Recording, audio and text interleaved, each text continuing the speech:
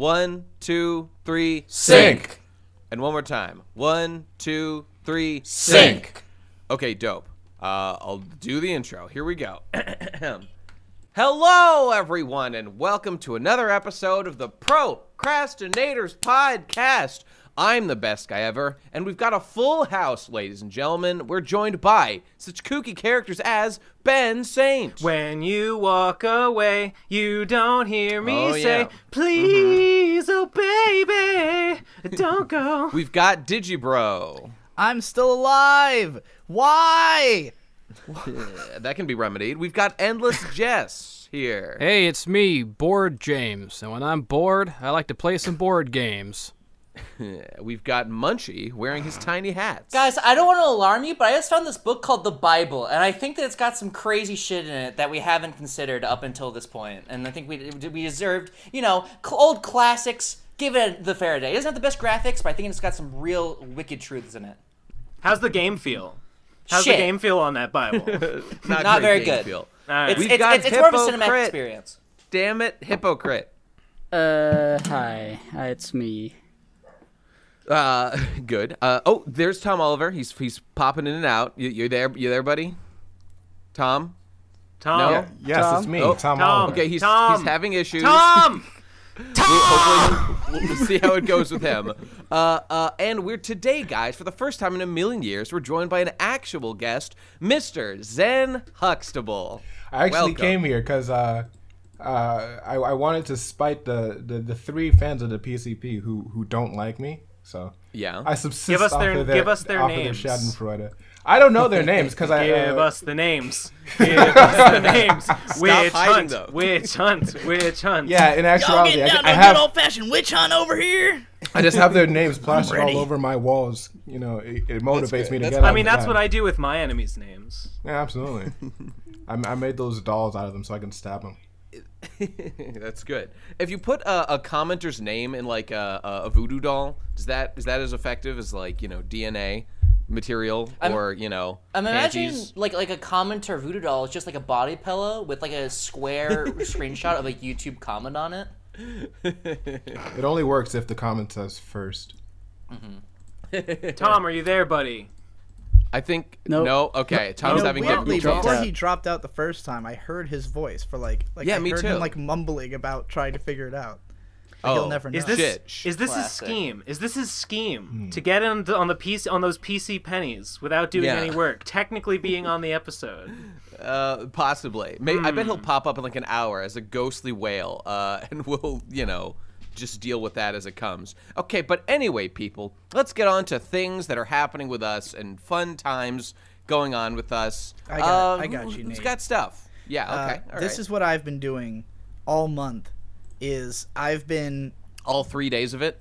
well, fair point. Yes, but also for the previous month is sitting around on the YouTube suggested page and obsessively hitting not interested on everything and like on, you know, blocking different channels because like I don't usually use the suggested page. I usually am like solely in my subscriptions, but like it's just there's just not enough. There's just not enough shit to watch.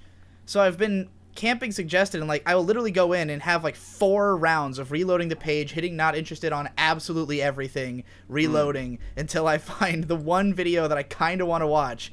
And I gotta say, it's a nightmare. Yeah, I was gonna ask. If that Did you even think works. that it would work out in your Wait, favor? No, it did. It I don't did understand work. what the Does it point even of work? this Also a is. nightmare. Yeah, I don't no, understand what the okay. goal is. So if the thing is, if you go into the suggested tab and you hit not interested on a video, it will never show up again. Right. And if you say not interested on if you say tell us why, and then you say I don't want to watch videos from this channel, that channel won't show up anymore. So it used to be that my Exactly. suggested was almost exclusively channels I Oh, was wow. already subbed to and videos I had already watched. I have a Like- couple of channels I'd like to hit that for. Right. So I was just sitting there and Like I just all of them. It First doesn't I did- fucking work for me. really I press not interested and it pops up like 2 days later. Yeah, I was gonna ask. maybe it I comes back. literally don't know what this feature is. I've never gone It- to a it's suggestions like- page. It's like pressing the button on the crosswalk. It doesn't do a damn thing. It just makes you feel yeah. Munchie, It gives you the illusion of power. Munchie, Yeah, I have you been to believe the that. home page? Because I'm just Rat talking about the home page on YouTube. Right, Okay, exactly, the home. yeah. Okay, all right, okay, I understand now. I'm on the same page. Yeah, just the suggested videos section on the Yeah, homepage, sure. and like, there's just like a little 3 dots that you can click on next to a video and click not interested. But like, Oh what- no shit, huh? yeah, if you do that enough, eventually, I mean, I killed anything I was subscribed to, anything I'd already seen, you know, any stuff like that. So eventually it started recommending me, you know, exclusively stuff I've never heard of before. However, here's the problem, is that YouTube also only recommends you shit related to things that you have seen, and therefore, let's say you watch a video like, Endless Jess's new video is a perfect example of this, where he was talking about the Kingdom Hearts, like how there's like 90 videos explaining Kingdom Hearts. So as soon as you click on one of them, all of your recommendations are other videos explaining Kingdom Hearts. And it's like, I already That was my watched a plan all video. along.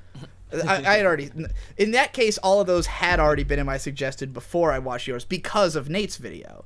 So like, and that's the best part about this feature is that when you click not interested and it asks you why, and there are 4 options that can appear. The first one is I've already seen it. The second one is I don't like it. The third one is I'm not interested in this channel, and the fourth one is I'm not interested in recommendations based on this video, and it'll tell you what video it recommended you shit based on. What the fuck button are you pressing where you get these options? I see not interested, save to watch later, save to playlist, and report. You have to click on not interested, and then it gives you a prompt.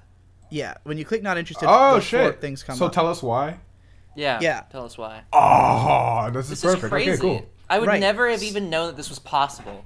People have been telling me this for a while because I always complain about YouTube recommendations being shit, and people were like, oh, well, you can filter them, and I was like, that sounds really time consuming, and it is really time consuming. However, I've been doing it. So eventually it will kill off all the shit you've already seen, but like, again, the biggest problem is that it just recommends you other shit that's like what you've seen before. So if I watch like World's Biggest Hamburger, it's like now I've got nothing but videos about possibly the same hamburger.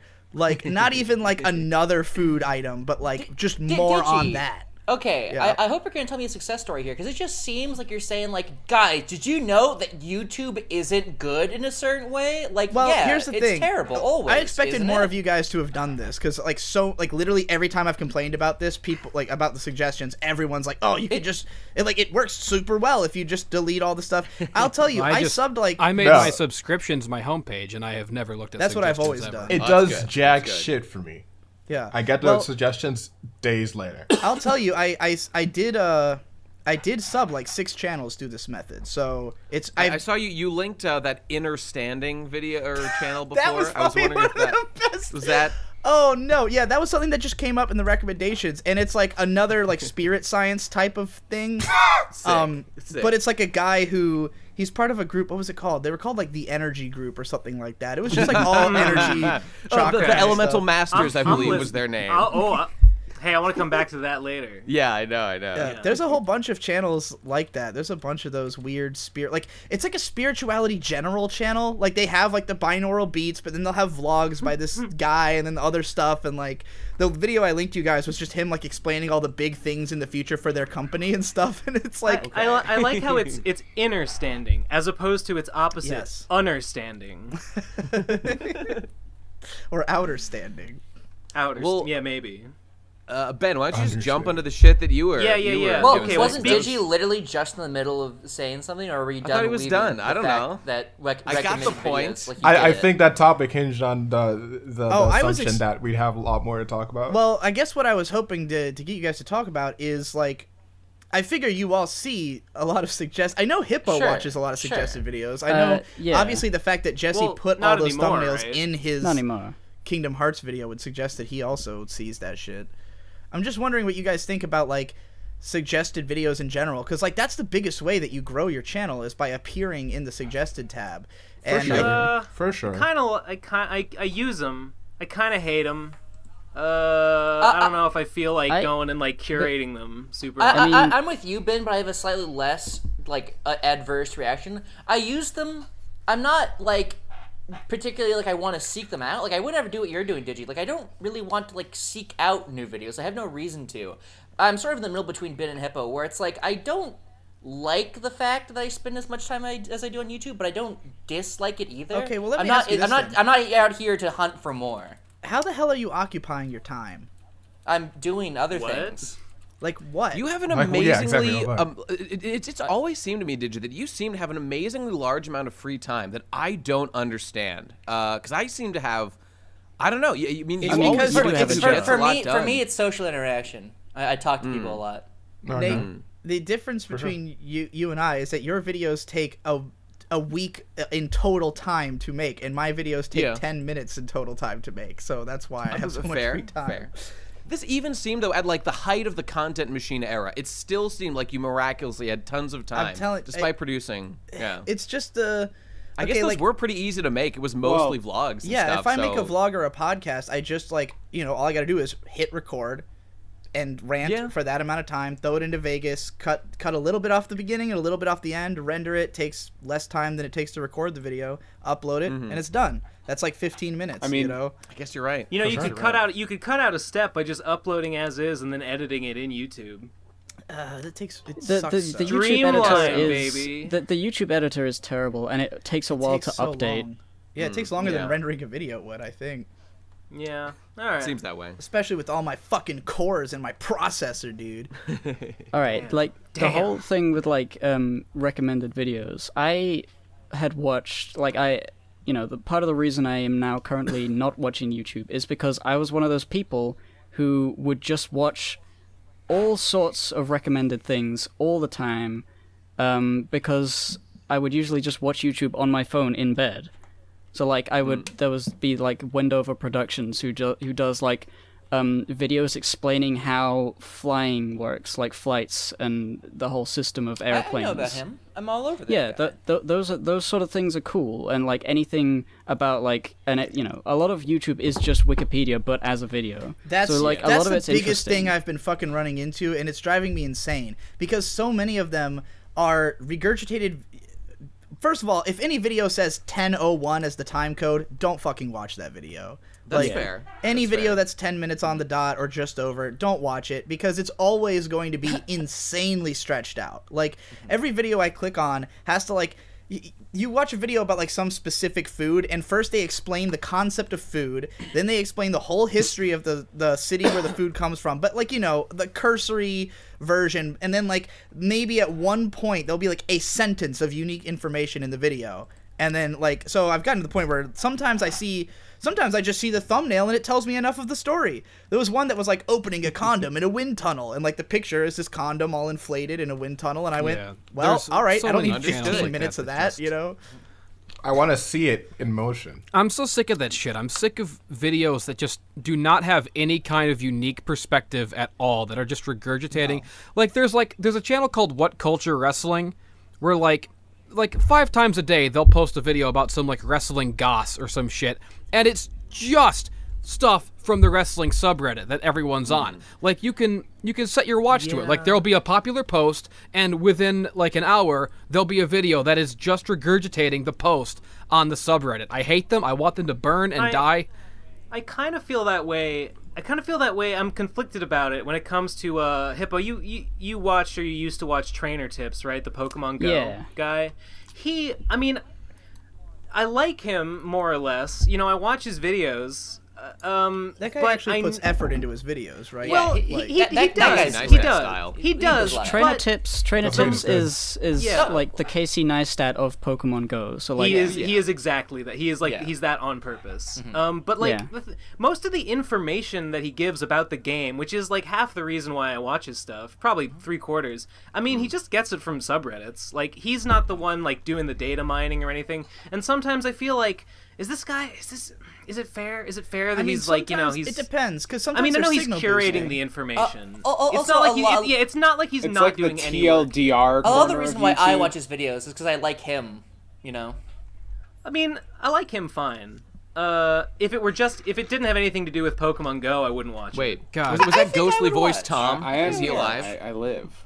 I live in Breeden. Oh, okay. There you go. All right. We were having issues. Okay. I don't try and get down recommended holes too often, but what I do, which is extremely adverse to my health, and I've explained many times before on the show, is I go on the trending feed every single day. Everyone. Every single fucking day of my life. Is it a morbid curiosity?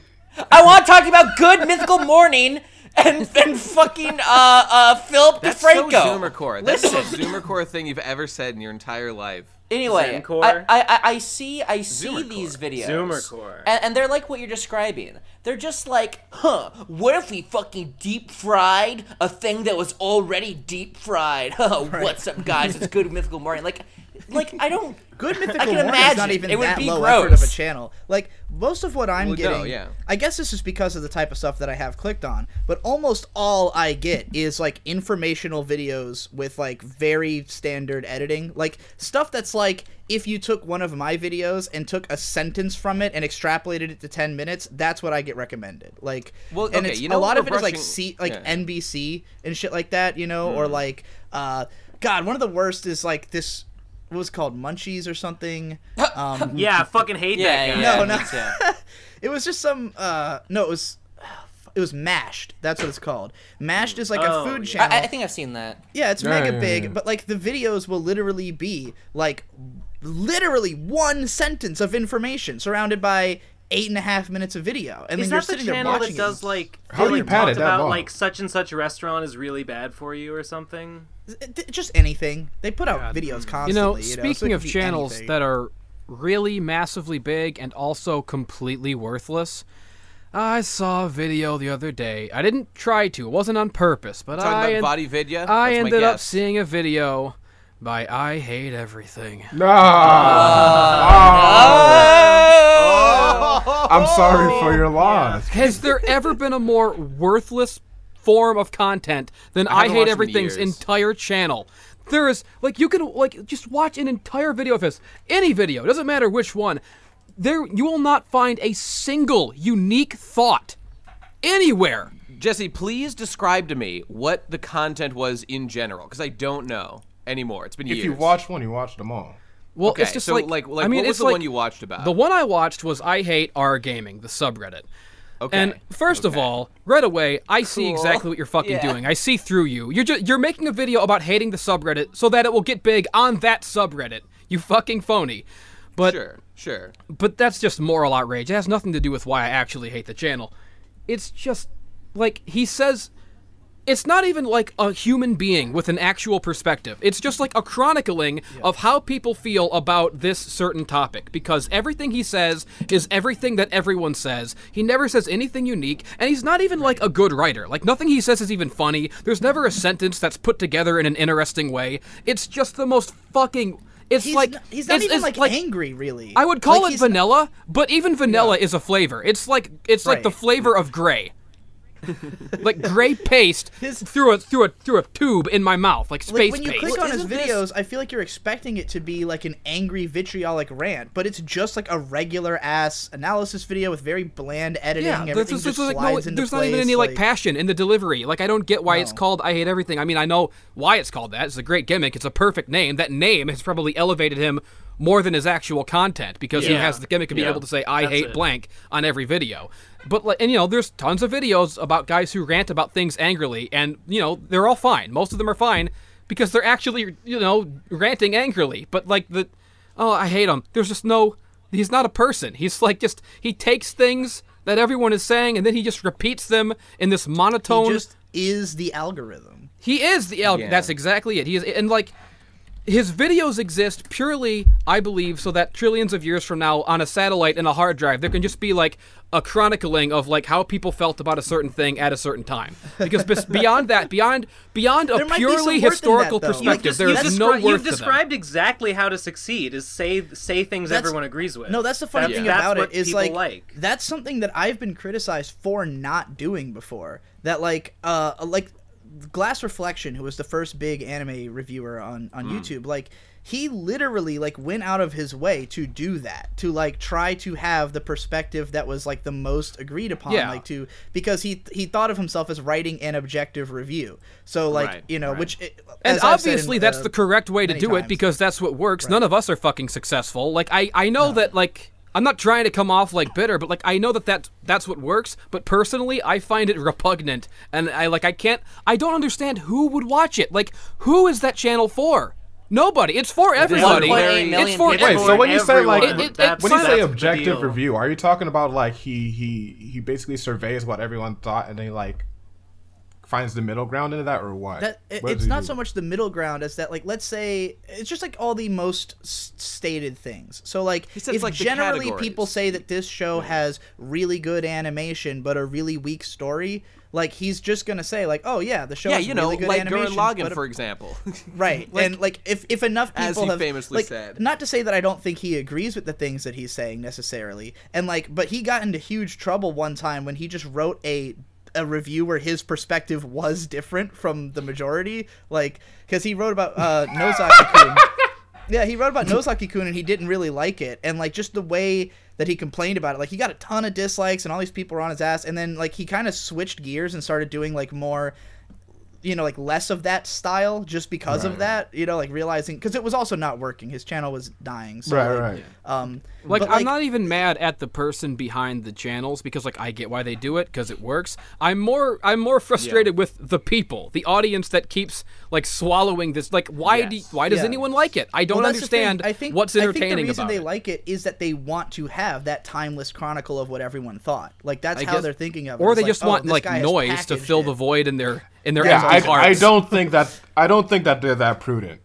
They don't want that. Not to mention, like, there's a big market for just, you know, like, who's gonna fucking remember, like, what some seasonal anime or whatever? It's, people want to hear, oh, there's a good anime that I can, like, watch this video of and feel good about being an anime fan and identifying as one. Because even if they're not even specifically validating this person's experience of the show, they want to hear that, like, good things are happening in anime so I can feel like a helpful, good, you know, member of the human race. You know what's fucked? I want that feeling. But I can't get it because they're all liars or wrong or dumb. You're too. You Digi. I mean, this is your whole thing. The fact that this is something I definitely admire about you. You will not just accept that. You do your whole finish or fail thing. You have to go see it for yourself before you'll just let someone tell you if it was like good or bad. Like, I mean, that's the thing. Like, I think the reason people can appreciate these videos is that they just have basic taste, and like what it comes down to is like if you haven't seen enough shit, everything is more impressive, you know? Like, the first time you ever see, like, a kind of cool, like, death scene in an anime, you're like, oh my god, anime is so fucking cool, I want to watch more violent shit. But, like, you know, it could be just some basic-ass, you know, regular show that anyone who really cares about the medium wouldn't care about, because they're like, oh, you can get so much better violence from this show, and this one's got great action scenes, and then it's like, when you've been through all that, then you can't take the other stuff seriously anymore. These people just haven't. And, like, I've seen too much to be placated, and that's why I have to be someone on the speaking end. But then it's like you don't have to have seen that much to be on the speaking end, and nobody's going to check you for it, you know? Well, and you don't try to talk about shit like this, though. You just, like, watch a show, and then you say how that show, like, what was interesting about it to you. There's no, you're never like, oh, 2018, great year for anime, you know? Like, right, that's not my wheelhouse. No, like, and I hate when people do shit like that when they haven't seen everything, you know? It's like, how can you make a statement like 2018 is one of the best years of anime if you haven't watched every show from every year? Like, I like that. I don't like his reviews, I don't see much but of I that. like that YMS will release his list like that like years later, so he can see everything. That's the biggest but it's thing just that I love YMS's like old like year roundups years later. I have like I never watch movies. Like the rare times that I like of my own volition watch a movie, it's because he recommended one in like a best of like 2014. Those are what inspired Finish or Fail in the first place. By the way, because his taste is so different from mine that anything he's negative about, I usually want to strangle him because he's a fucking idiot. But like, but I like hearing him talk about the things that he likes. So those are the videos. I just like that his incline taste to is watch. very consistent, so you know. Like, if he gives a movie a super high recommendation, like, I don't assume that it's going to be good for me, but I know exactly what it's going to be like, you know? Yeah. Yeah, it's weird because, like, I'm not even necessarily that interested in the videos. I'm just interested in, like, the idea that someone is that interested in the medium that they will watch everything from, like, a certain year and then, like, catalog what their favorites were. Yeah. Like, yeah. that's and then crazy we get to me. reap the benefits of Right, their, exactly. you know, like sorting out the cream from the chaff. Like, or they whatever, spent yeah. the time and we get that. You mixed your Like, metaphors. thank you. I maybe I did, Ben. Maybe I did. You're being real chaff to me right now. Everyone knows Discarded. the chaff rises to the top of the cream. So, what all Well, you this... know, when you're threshing your milk in the old milk mill. What all this looking at YouTube has made me think about is the fact that, like, the reason this is happening is that YouTube is replacing TV and people don't have enough to Yes. watch. And that's why they're gonna... I don't think that people necessarily would prefer to watch these types of videos over something legitimately good, but that they just are trying to fill as much time as possible, and YouTube is just gonna keep recommending them the same type of shit, you know? That's Right. definitely true. So you just get kind of trapped in a loophole of it, and I do think there's a growing amount of, like the audiences don't seem satisfied by this. Like, it doesn't seem like people are happy with it, but I know how to solve this problem. It's not Yeah. easy, but it's going to require a big push from people like me who have already been pushing for this, but, like, we need more people pushing for just broadening people's tastes. Because if you like, let's say that you sub like 10 daily vloggers, and, like, that's enough content to keep you occupied throughout each day, but it's all low effort, like, basic ass content. Well, what if you follow like 500 channels that all post once a month and everything they do is great? Well, you'd be in, you know, everything you'd be watching is great and you'd have enough to fill your day.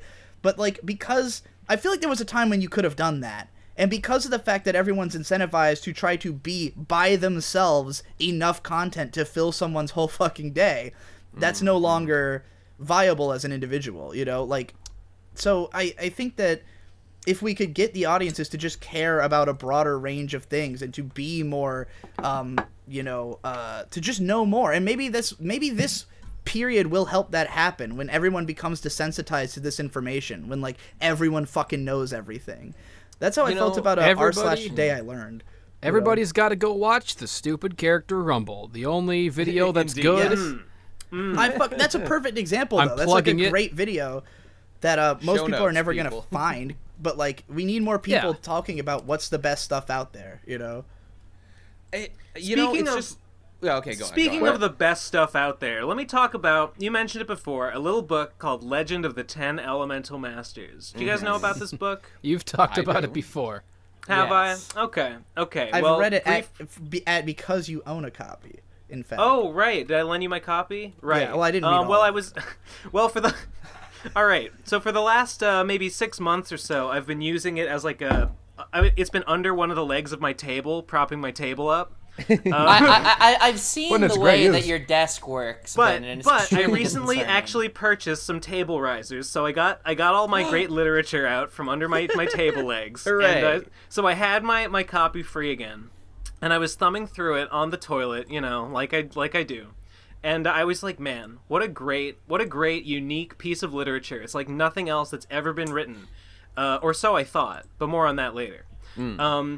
And I had reached out to Ulalilia, the guy who wrote it, like months ago, about like, what if I recorded an audiobook of this? And he never responded. And then on a whim, I was like, I'm going to do it again. So I contact him again, and this time he responds. And over the next like day, I negotiate an exclusive rights deal for the audiobook rights to produce the audiobook, and I'm doing it. And, yes. Are you Ben, gonna sell And it? it's gonna you be are- yeah. Incredible. You Yeah. gotta let the people know, because people who don't know about this guy will just think, okay, just some, I don't know, indie author or something. Please let them know so- that this so is much not more. just someone. I think we've talked about Lulila on the show before, about his website with his list There's of... a but- lot. I could go on, you know, there's a lot to say. You have the about Cliff Notes Ululalia. version. Cliff Notes version at least. I mean, he's like a super OCD guy. He spent like he used to be known for, he did these extremely like hyper detailed sort of let's play like walkthroughs of like Ultima and like Bubsy 3D and stuff. That's and his famous he's one, I very think. strange, and he was working for a long time on this game called Platform Masters, in which like seemingly the most important feature was the extremely accurate parallax scrolling of the backgrounds as your character moved at high velocities. I would describe him as like a likable lolcow. Like he's somebody, he's somebody who would have a Down the Rabbit Hole video made about him, but he is not. He's never done anything shitty, as far as I know. Nobody hates asshole. him. Yeah, he's in no way an asshole. He's just created really bizarre things. Like for instance, in this book that Ben is talking about, every time an object is described, the hexadecimal color, like the hex code for whatever color that object is placed in the text. And is that color. Like, it is colored that way. So, like, you got hex codes constantly. The power systems are, like, extremely detailed. There's like, the whole infographic about how flight works. Like a character can just fly. How characters move their arms. It's like how does a character move their arms, and like what does a different arm motion mean, like in terms of like pitch and yaw of like the angle of their flight and stuff. And like he'll describe time stopping Final Fantasy style for an extended like spell animation to play out, and then he'll describe like a green or like a red like damage number with like in scientific notation like popping out, and he'll say like the number bounces 3 times like a ball. The number is in the Tahoma font, but narrower. it is size it is size 168 and half an inch thick. Or whatever, fuck, I forgot what I was gonna say because that was fucking too bizarre. It's really fucking weird. Unique, all right. So I recorded one take. Okay, he authorized me Ben, to release. if you get into bed with this man, considering the level of OCD he has, what kind of demands are going to be made on you to meet his very particular style or requests? Well, funny enough, he actually told me that he doesn't really care that much about Legend of the 10 Elemental Masters anymore because he's actually got a new book that I don't think anyone's heard of. He's got a new book called Secret in the Basement, and one of the ways that I cajoled him into letting me about Jesse. And it's written by R.L. Stein. It is also, I don't know much about it. It's also an RPG based book, so I'm sure it's very interesting in that way. I ordered a copy, but I haven't read it yet. It's still being shipped to me. Oh, so it's actually out. Well, shit. It is, and nobody knows about it. And I told him, like, hey, if I do this, like, this audiobook, like, I will plug your new book in it. And, like, I don't think a lot of people know about it. So, like, people who like the first one, they'll find out about this new one. Maybe this is patronizing, and I don't mean to insult the man by saying this, but like ever since, because maybe this is like underestimating him, but like ever since I heard you tell me about him initially, and like he sounded like a weird freak, like an OCD guy who would just be a burden on his parents and everyone around him. But then like you told me that like there was a time in his life where he decided he needed to like pull his own weight and like not burden his parents. So he wrote Legend of the 10 Masters like to sell to help like support his family. And I was like, now I like this guy officially. The reason he published the book at all was like to pay his parents back like some rent money, man. So he could because like he couldn't live on his own because he's pretty messed up, or he was. I think he's better now. I think he's gotten over a lot of his hyper OCD tendencies. Well, that's good.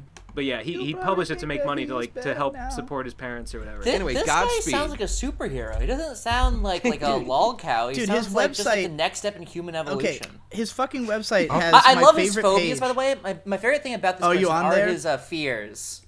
Yeah, did you find his fucking lists website? His fears. I think a lot of those are outdated, but at the time he was like lists of like his fears of all his. The best page is his life goals page, because the life goals page, it literally ranks them by like how capable he is, how much he wants to do it, why he like wants to do it, and what like how likely he thinks it is that he could do it. And like there's some stuff in there that he doesn't even want to do. Like, there's stuff that his wanting to do it ranking is, like, not at all. But he has it on his bucket list because I guess he just thinks he should. Yeah, and it'll be stuff that he learned about on travel shows and stuff, or, like, become, like, do a boxing match. And it's like, I have no desire to do this, and I don't think I'm capable. Popular. It'll probably never happen, but here it is on my bucket list. He cataloged, like, thousands of his dreams. He had like, a long dream diary that I never read. I think the website's down, but like I'm sure it's archived somewhere. Yeah, and he will like update how he like conquered some of those fears. Where like he had a fear of open water, but he spent like years conquering it. Oh, yeah, that's great. He's got a job now. He works at Walmart. Well, good. Great. Yeah. Okay. I guess last thing about that is that so I recorded a take. Okay, he authorized me to do the first 2 acts and put them on YouTube. So the first 2 acts of the audiobook are going to be on my channel, and then he didn't want the rest of it released for free. But he said we talked about like recording the full audiobook and like releasing it through like Audible or something like that. So that's the plan. The first 2 acts are going to be on my channel. I'm really stoked. I recorded I did a take yesterday, but I didn't like it. I re-recorded it, and I included the hex codes. The first take didn't. Yeah, the first take did not include the hex codes, and I was like, no, fuck it. I need to preserve the author's vision. So I included the hex codes. Doing all the voices. It's really fun. I have the whole audio for the first 2 acts done, and I was editing it until this podcast started. I'm gonna go back to it. Tangentially related, but I actually made an audiobook a few days ago of Sideways Stories from Wayside School. Oh, dude, a book that I love from my childhood. I think was I telling you about that, Munchie? Was I talking to you about Sideways Stories by Lewis Sacker? If you did, it was in one ear out the other. I was talking about that to someone. Yeah, I was that's talking a shame about that to someone, because it's a great book. It's a great series. It's awesome. It is. Did you ever read the like math puzzles like side series? No, I didn't. No, I wasn't even aware that was a thing. I had a couple as a kid. They're like it's it's like the teacher. God, I forget the teacher's name. Miss Jules. I know that because I just read it. Yeah, like it's like Miss Jules like. Okay, she'll write like a math thing on the blackboard and be like, who can solve this math puzzle? But it's not actually a math puzzle. It's actually like a hidden letter. Like you have to like decode the letters in the math and like or something. I don't know. I remember something comprehensive. Wait, is this like a game or is it a book? It's like a puzzle book, yeah. Oh shit. Zen, why did you post that on your side channel instead of your main channel? Do you want me to post it on my main channel? I'll do it. I'm just curious. I'm curious about the logic. I'm curious, why did you record an audiobook of Sideways Stories from Wayside obviously, School Zen in the doesn't want to first clutter up his illustrious channel with such masterpieces like Why Victorious is a Hidden Gem and whatnot. Exactly. Why Dan Schneider is my idol and my god, and such other popular videos. I love feet. Yeah. No, Zen, what made you record this? What could have possibly possessed you? I think it literally just popped up in my mind, so I was like, okay, let me just look it up on Google and see if there's a PDF, and there was. So I was like, people need to know about this, but apparently not enough people to put it on my main channel for some reason. So maybe I will. I'm curious about the logic, because like for me the logic has begun. Do you have the rights to do that? Well, I'm not monetizing it. Is that okay?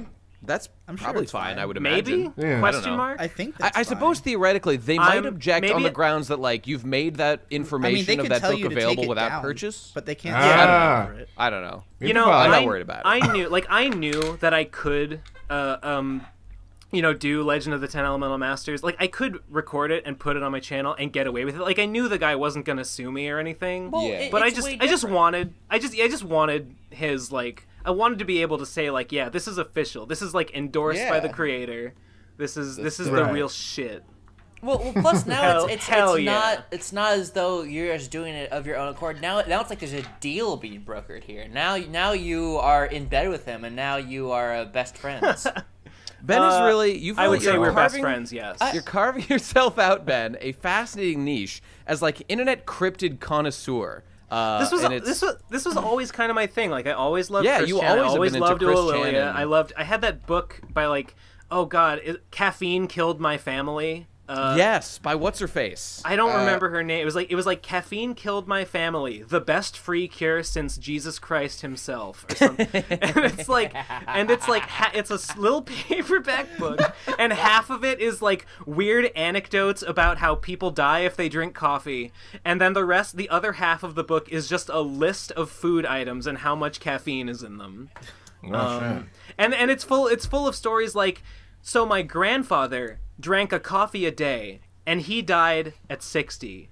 My father drank 2 coffees a day, and he died at 30. So Oh, because snap. he drank twice as much coffee, he died twice as early. Oh, boy. That's why you know that coffee is gonna kill you. You know, I feel for this guy's troubled life.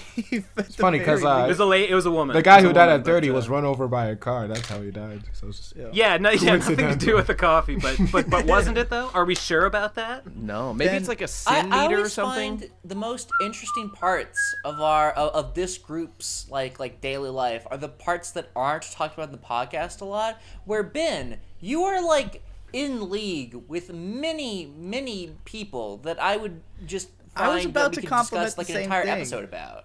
Like I really like that because when I see a channel that's done something that like I would have done, I'm just like, oh man, well I guess back to the drawing board. And Ben's like, I gotta contact that guy and collaborate with him.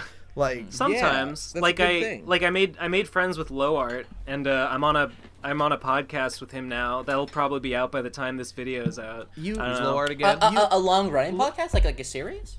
Well, no, I was the first guest on his new Right. movie podcast, The Lowcast. Low Art is a guy. I think he's at like 40K subs. He did his breakout. He did one with Full Metal Alchemist, but his breakout hit was like a full series overview of Teen Titans, where he went through like episode by episode. It was called "Is Teen Titans 2006 as Good as We Remember?" I remember that. Yeah. Right. Yeah, Okay. I think it was I saw, like, pretty an much the episode or two of inspiration for my Pooh series. I was gonna ask. Is Yeah. Yeah. Yes. More Good. overall. Thank Yeah, God. I was worried. I hoped it I was. watched I watched the whole Teen Titans series because I love Teen Titans as a youth, and it seems like it holds up pretty decent. I He's doing remember a it new being a really well written Yeah. show. Oh, But it has like wow. it has a cliffhanger ending. Yeah, it has a yeah, cliffhanger 'cause ending that never gets solved because they That canceled stupid it. Terra episode Yeah. right at the end, and yeah, Right. Where she exactly. remembers it'll get or resolved something, though. and- I mean, they'll bring back Teen Titans eventually. You think they'll bring it back? I know but they the question will. is, because even if they bring it I back, heard There whispers was that they were clamoring bringing it about back. that. Yeah. but will we be happy with what they well, there was finished the clamoring story about with? that because they tease it at the end of the Teen Titans Go movie. Like, Yeah, they I have saw the it in characters. theaters. I in did a too. crowd. Oh, yeah, of I mean, literally that no was always my thing because people were always, people have been whining for years and years about Teen Titans Go, Yeah. and I've been saying for years, you idiots, Teen Titans Go is going to bring back the original series. Just be patient, you fucking morons. It's I a didn't hugely think- popular I mean, show. I- It's making the characters popular again. Yeah, but if it's more popular than the old one, doesn't that mean that like don't go back to the old one? Well, you got to No, remember because, that I you can get into two different wallets this way. Because like Yeah. the kids who want Yeah. the The- original, The people are all complaining 20-somethings about it and- only prove that there's a huge audience for the old shit. Like, I always knew they'd bring it back, and I was right. I'm always right. It's just a curse. But if they well, bring you're it not back, right. I will never it thought they still would. be good, I mean, I though? like Teen Titans Go fine. I don't hate it or anything, but I would never have thought that they would bring the old one back. But if they do, I would really like it. I want to know what the fuck's up with Terra. Was she Terra? Was she a lookalike? Was she brainwashed? Was she just pretending? Was she in the witness protection program? We just don't know. We'll never know. I think she was pretending. That's what I think. Does it even matter? Like, frankly, who cares what happened to Terra? She's, clearly she's alive. And does it, like, all that matters is the emotional stakes of Beast Boy, which I did kind of care about, admittedly. What do you I'm mean? just No, in it's it like- for the shipping. I want Beast Boy to get over Terra. I want Raven to get that sweet green dick. I want to Yeah. see it. Yeah. I've been waiting for it for 20 years.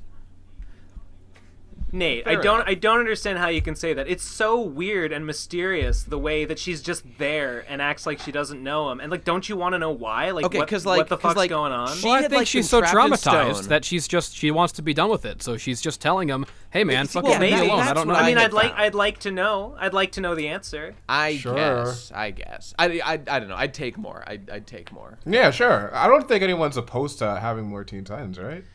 I will be original? very critical though if like they bring in like new people to make it because Yeah. Low Art is doing a new series about Young Justice, but I never watched Okay. Young Justice, Justice so is me neither. having It's to not keep as it up good. with I'm it. sure that It's like not as good. every comment on every video he made about Teen Titans was "Do no Young Justice next." Yeah. It was Yeah. relatively the spiritual successor, I suppose. I'm always blown aback by how many cartoon shows people have seen before in their lives. I don't know if I talked about this before, but there was a period where I banned cartoons from my life in an attempt to become an adult, which worked great. Yeah, it worked. Yeah, and that's when he Look got at him huge. now. Yeah, that's why he became huge. That's why he was like 6'8" at 13 years old. It's because he stopped watching cartoons. It unironically worked. But anyway, I always feel like there's been like a real depth or dearth, I think is the right word, of like traditional TV shows that I've consumed, and like traditional like a dearth means a video lack games. of, by the way. Yes, so I know. That's the, yes, okay. so it is. It is the right word. I thought it meant the opposite of that, but okay. Nah. So there's not a lot of things that I've seen. So I haven't like seen 20 fucking television shows. Watch I can The remember like Sopranos. Flapjack. I can remember Chowder. And you asked me to name 5 more, and I can't do it. Like I don't remember. I feel the any opposite. shows Holy on shit! television. How early on did you put this ban on cartoons? As soon as I knew what an adult was. Okay, it's really sure. It's fucking hilarious because I have the exact opposite experience of I have never had any interest in anything that wasn't a cartoon. So like, but I also like I am more Well, it's inclined not to that I just... had anything against cartoons. It just was that they were kid shit, and I had Doesn't to become an Homestuck adult. count? Doesn't Well, that's Homestuck why count I as mean a that's a cartoon? huge part. Well, Like no, I saw live action shows as like for adults, so I didn't watch them. And then when I grew up, I realized that they were just shitty, and that I was right all along. I never drew like a hard line between cartoons and live action stuff. No. But Digi, I was way more on your side. Like as a kid, I was not like, oh, I want to be an adult. Like I wanted to stay a kid. I fucking resented no. the idea that I would ever be an adult. I was like, Yeah, actively. same. People used to tell me like, Same. oh, one day you're not gonna like toys anymore, and I'd be like, fuck you. I'm fucking hoarding all my toys. I don't give a shit about toys anymore. So they were I had right. the same Gotcha. reaction as you. I but also it was- ended up it- liking girls, which I said I wouldn't. But That's too bad. it- That's a shame. Oh, fucking. I had the same reaction to you, but only because I was already an adult. And I said, "What? I was like, what do you mean I'm gonna grow up and not like it? Because I'm already grown up. What do you mean? Right. I already know." yeah. I feel Anyway, you I guys- feel you the guys are getting opposite lost in the the sense weeds. that I'm not like, saying that it's not cartoons specifically. It's all media from my childhood. I'm not connected to it in the same way that people can point at like, oh, remember Fillmore? Remember Disney Channel's Fillmore? And I'm like, what the fuck is the Disney Channel? Yeah, it's weird because like I somehow missed Didn't Fillmore. I talk about Fillmore last episode? Yes, Didn't I you bring did. that Yes, up you as did. like Hell a is thing that I saw Fillmore? one episode? It's about a black guy. I don't know, Yeah. but I watched. I caught like one know that episode one. of it ever, and I thought Yeah. it was the coolest shit. And then I never saw it on TV again, and I was like, "What the fuck was that show?" It's been making the rounds on YouTube because like there's this one quote where this girl is like the chicken, right? Or yeah, the turkey. yeah, the girl's trying to swindle him, and then he sees past it, and then he's like, and by the way, Penny, that chicken was dry. Real Yeah, dry. I found out. That's right. I know about this show because I started watching Black YouTube, and I have two actually. We can bond over that. yeah. Well, did you see? Because there was a video that was How to Black. I Yep, assume. yep. I watched that exact Yeah. same video Yeah. maybe Yeah. 3 Yeah. hours ago. Fresh in my Ben mind. Maybe was talking that's about why it. Oh, Fillmore's shit. making the rounds. Yeah. It's pretty entertaining. Zen, Yeah, did you yeah. see that video? Because I need to get to watching I that video did. because I don't I know did how see to it. black. the funny thing about it, Zen, is that it's stylistically very similar to your videos. Like really? unironically, It like rem- it feels like a Zen Huxtable video almost. It Oh, reminded me shit. of Fillmore and reminded me that I had always wanted to like see more Fillmore, but I just because this was like I wasn't internet savvy when I was a little kid and I saw it on TV. To clarify, by the way, for Zen, it's not about how to be black. It's about how to write black characters in. Yeah, I know. media. Yeah, just That was a joke. Yeah, Zen, you need a fucking lesson. I You need to don't get even know what fucking it's like. schooled. I got a white splain You right don't now. know what it's like I'm- to be a black man. But yeah, name only. I mean, one more. This is one more account of how YouTube just gives me the same shit. Because as soon as I watched that, it was like all like I got tons of black YouTube and like Right. tons of just like because of your videos, I keep getting these fucking Steven Universe analysis, and I'm like, stop. No! I only made one. That's I a dark made hole, one. Vicky. That's Jesus a dark hole. Christ. Don't go down that. I all thought it that took. I had been. No, I have the recommended- reputation of being like, ooh, Steven Universe character design suck. I made one fucking video on it. Jesus Christ. Well, Is it my the most my popular? recommendations I are thought because that of your No, Billy it's Pete not. video. The what? So I thought that I had been recommended How to Black because I watched that guy Jack Saint and he Yeah, had a couple videos that were like it was like looking. Okay. Hey, wait, 'cause I sorry. guess FYI, I searched Zen Huxtable in YouTube. The second result is Zen Huxtable Steven Universe autocomplete. I swear Just to say God. it. Just Yo, say it. Susan Wojcicki, she fucking hates me. Is that? No, I'm thinking of Sarah Z. And by the way, the name of the video is "Stop Making Excuses for the Visual Inconsistencies of Steven Universe." So I think I that's get. the That's not the one I was getting recommendations though. It's because no? of his Lily okay. Pete response thing. Or Okay, that's the one. My Gotcha. boy Lily Pete, yeah. Still Your kicking girl it. Lily You Pete. can't say that name. You can't. Be careful. I didn't mean to do that. God Oh. damn it. Okay, look, to be fair, there's It's a lot of too people. late. You know. fool! You There's going to straight be a up- 2-hour video on us now.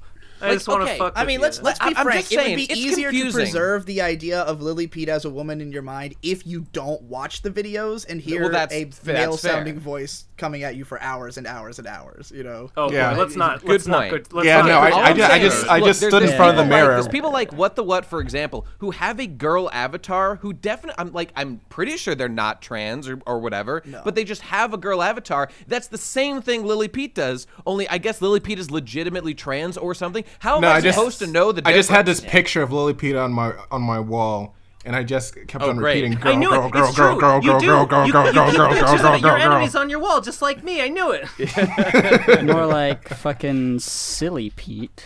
Ew. Steven Universe okay. analysis is infuriating. It makes me so mad because every single video is either like I just like there's no normal porridge. There's no just right video. It's all just like I hear what you're saying, and I think Yeah. I agree with you, but you're just so fucking rude and stupid and gay. I made one. And I've hate made you. multiple.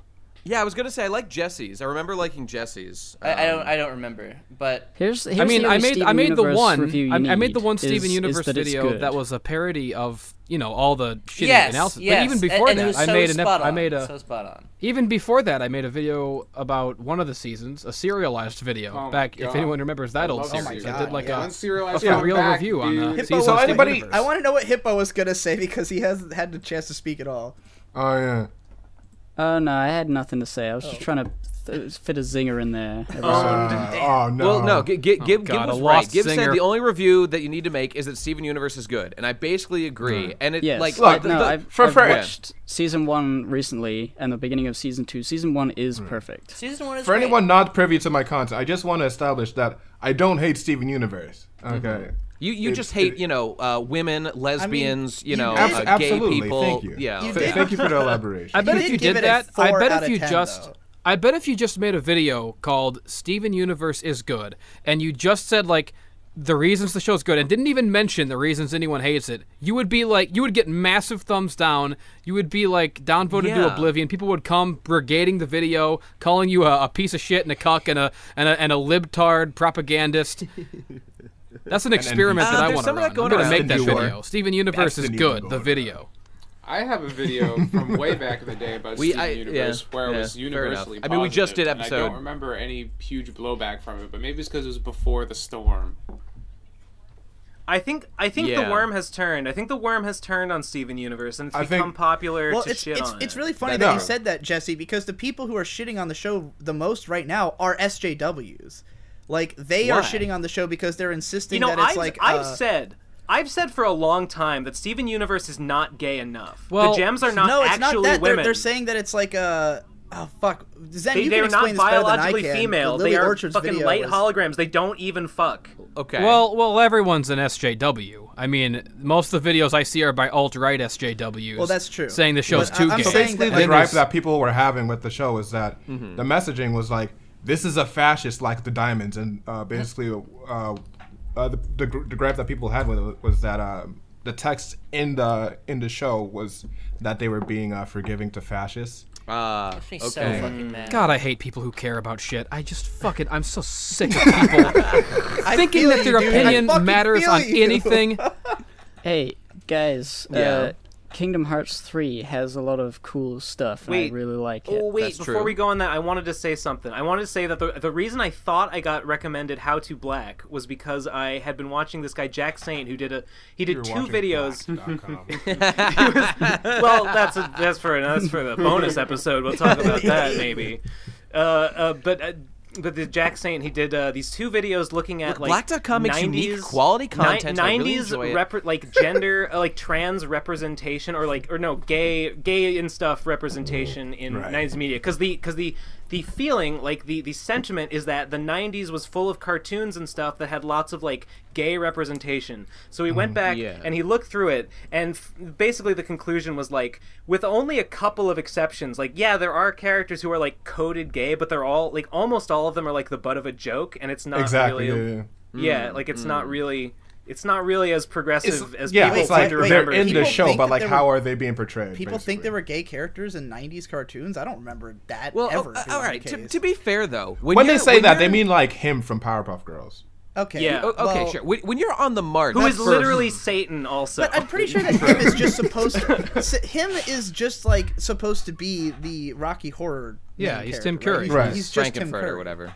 Well, yeah, exactly. He's like a combination. How much more of... fucking coded gay can you get? That's not coded gay though. That's just a sweet ass. It's just a sweet transvestite from Transfucking-Vania. He's like a bisexual or something. It's not coded at all. It's right there. I mean, it's all in the same melange. Well, I'm just trying to say that, like, fuck that boy pussy. The point of it is not that he's like gay and that's why he's evil. I think he's just a combination of Tim Curry's Labyrinth and Rocky Horror characters. You know. You mean it wasn't Tim Curry in Labyrinth? Was it Bowie? David Bowie. It was Bowie. Yeah. But Tim Curry plays the devil in that, doesn't he? It's not Labyrinth, but I know what you're talking about. It's something. Oh, is it Labyrinth? Okay, I know there is another movie where Tim Curry. Wait. He's got like crazy makeup. Yeah. Is this like a look? I mean, is it newsflash? Before a thing was like socially acceptable on a widespread degree, people like were critical of it. Oh my God, what a shocker! No, but like a criticism? lot of people have this idea that cartoons in the 90s were like pushing a gay agenda. Okay. Okay. Yeah.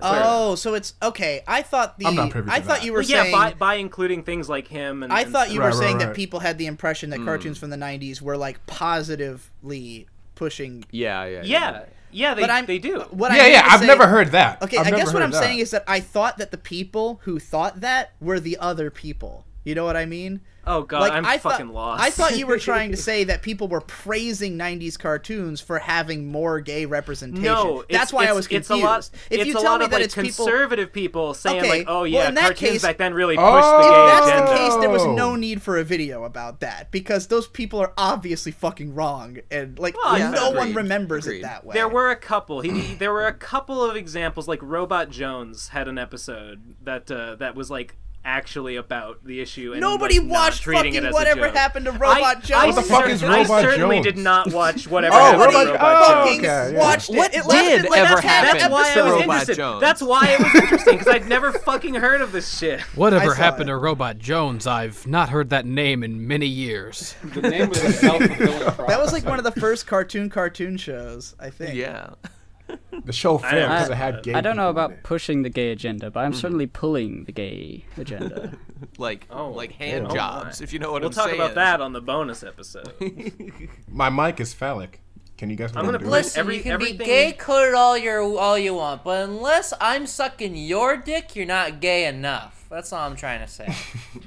Yeah, for sure. Speaking of gay, about that Kingdom Hearts 3. Exactly.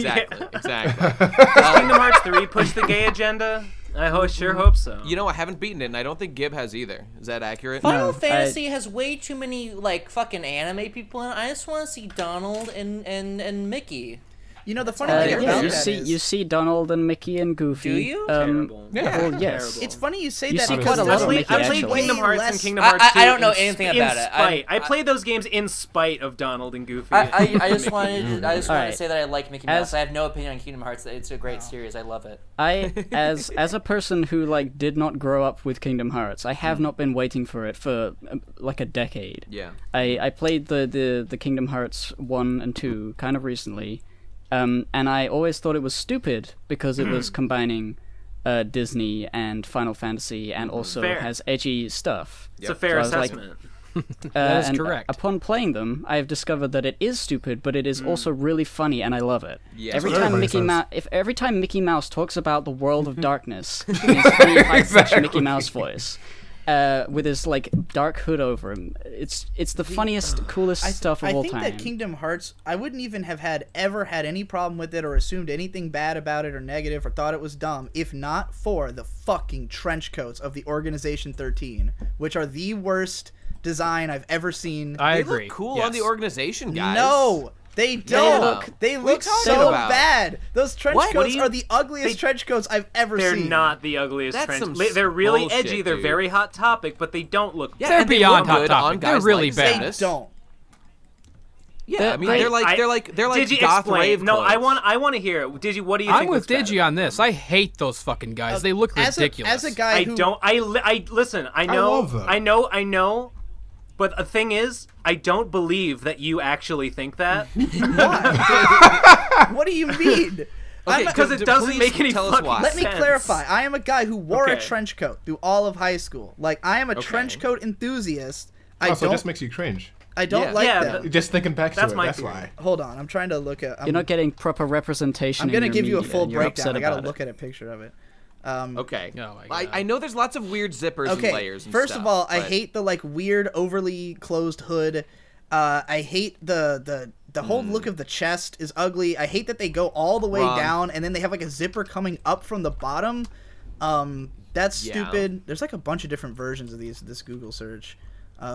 Just if you Google like Xemnas, you'll see him in the full thing, like floating, and you get a good look at the whole thing. You Google Organization 13. There's one of a generic. I don't know. I'll I've link just him. You can't see his face. I've just always found them really ugly. And back when I was when I used to go to anime conventions, like it would be fucking everywhere. Is like giant groups of people wearing the trench coats and with the hair. And the hair looks bad enough in the games. Does not translate to reality. Well, okay. At all. First of all, it looks absolutely definitely. fantastic in the games. It's anime hair. Anime hair just hate doesn't these look good in trench coats. reality. That's like the one that's you not just Kingdom posted Hearts in the fault. chat of Xenohort. I really dislike. Why? Did No, you? okay, I no, I this is gotta one of the stop best you. I gotta designs stop you of because all you time. Did you consistently say Xenohort and it's Xehanort? Xehanort? This isn't even Xehanort. This is Xemnas, goddammit. Can we His name please is just put Xemnas. this? Okay, He's the that's nobody not from everyone. Xehanort having possessed Terra's body, goddammit. All I The took away problem from here the Kingdom is Hearts that lecture Digi is that is everyone was realizing Xehanort. something True. that he doesn't have the courage to fully articulate, which is that anime sucks and is gay. And the entire anime aesthetic is just wrong to what and you're bad. saying, Jesse. Anime is I don't bad. know any anime that looks like this though. Like I don't know any Bleach. fucking. Come on. Bleach. They don't wear. This is clearly right. anime Here's, stuff. here's I'll why, say here's that why the the trench Bleach- coat looks bad. I understand looking at this. It's the fact that the sleeves are like flared, and also the material is not like leather. It's sort of like a plasticky, shiny, No, it's weird heavy thing. leather, goddammit. It looks It does sick. not look like leather. It looks like I'm I really hate the into way this image that Zen just linked. This is my favorite. I hate the. I think the main of thing Woody that bothers saying, me- "Leave Jiren to me, Goku." Who the fuck is Jiren? He's He's fucking he's the from, Alamau from fucking Dragon Ball Is he Super. the cat? Is he the No, cat? he's the No, alien. that's Gray Beerus. He's alien, the super jacked gray alien. Okay, I figured out Alright. what it The is best that character. I figured out everything I Okay. hate about this trench coat. First of all, the biggest problem really is that it's so tight in the midsection. He And looks that's- so- To look how emphasize fucking his dumb this guy manly looks. figure, He's a big goddammit, baby he looks boy. awesome. He's so fucking stupid. No, he's a That's big, Jiren. he's a Really big terrible. buff It's the baby final boy. boss. Really terrible. Jiren is Jiren- awesome. He's a and tough, I- toothed baby who can dance like a man. Is this a Cat. Wait, You know, is the this a new cat thing Dragon was Ball? weird looking, You but fucking in a dance good on way. your corpse. The cat thing was weird looking, but in a good way. This is in a bad way. No, this is not a Jiren. good no. way. Okay, first of all, No, I please, like this. please be aware. Really This is terrible. literally. He's fucking Star Trek. Look. Yeah, he is. He is He literally is, Captain yeah. Picard. This is the most powerful entity in all of Dragon Ball. This A. Lamau, gray muscle alien piece of shit. Wait, I thought this the is strongest him. entity was like the little old man or whatever, or like. Well, yeah, that's God. Didn't That's, they do that was, that? that was a red Okay, herring. that's How Lord many Zenzo. I fucking suppose times it's are they fair. gonna introduce a new strongest beings? in no, this no. That fucking guy God damn it! I As actually watched the long as series. the I know series the goes answer. on, they're gonna keep doing that. Jesse That's knows. the show. Jesse knows. The guy that Digi's talking about, Lord Zeno, is God. There is none Yeah, higher he's than God, him. he's God. But like, there are Although they did multiple make a universes. second There's Lord like Zeno 12 at universes. one point, so there were two of them. And Jiren is the most powerful dude in one of the universes. So he's. Right. I don't He's think the he's most as powerful out of as, any of the as universes. the little He boy. can kick Oh anyone's my, ass. oh my God, Lord Zeno is so cool. Yeah, No, I I just feel them What are right you now. talking No, about? I He's love adorable. Lord Zeno. Lord Zeno is the shit. He's the coolest. I agree. I fucking love him. He's so cute. Yeah, he's rad. Look at that guy. How's it These are all in the spelled? show notes, people. Lord Zeno looks like shit. No, shut the hell up and get This out. fucking Final Fantasy, this fucking Kingdom Hearts, haven't let your light shine down. Hoodie looks really funny. His color scheme is so close to supporting trans rights. I don't understand. I Lord don't Zeno get it. is a character that I invented. I designed him. I like Lord Zeno. I'm not a fan of the Yeah. other guy. I'm not a fan of the G. Okay. Digi, Yeah, Digi, I don't- Jesse, I whatever. still don't. I don't still like don't Julie. understand why you don't like the Okay, Kingdom Hearts well, 13 I or was trailer. gonna go well, I through it changed my step mind. I by don't step, give but a I shit. keep Okay, getting okay, interrupted. I want to hear. I do want to hear. All right, first of all, the fact that it hugs so tight in the midsection looks really uncomfortable. That's looks why dope. it looks cool. That's I'm not a why it fan of looks that. cool. Second of all, No, that's just effeminate I- Fashion. sort of looking. It's fashion. I really hate Yeah. that like they unzip from the bottom up. Like what? That's stupid. Oh yeah, that's a Have little you weird. never seen? That is have you- weird. Have you yeah. never seen a double zipper?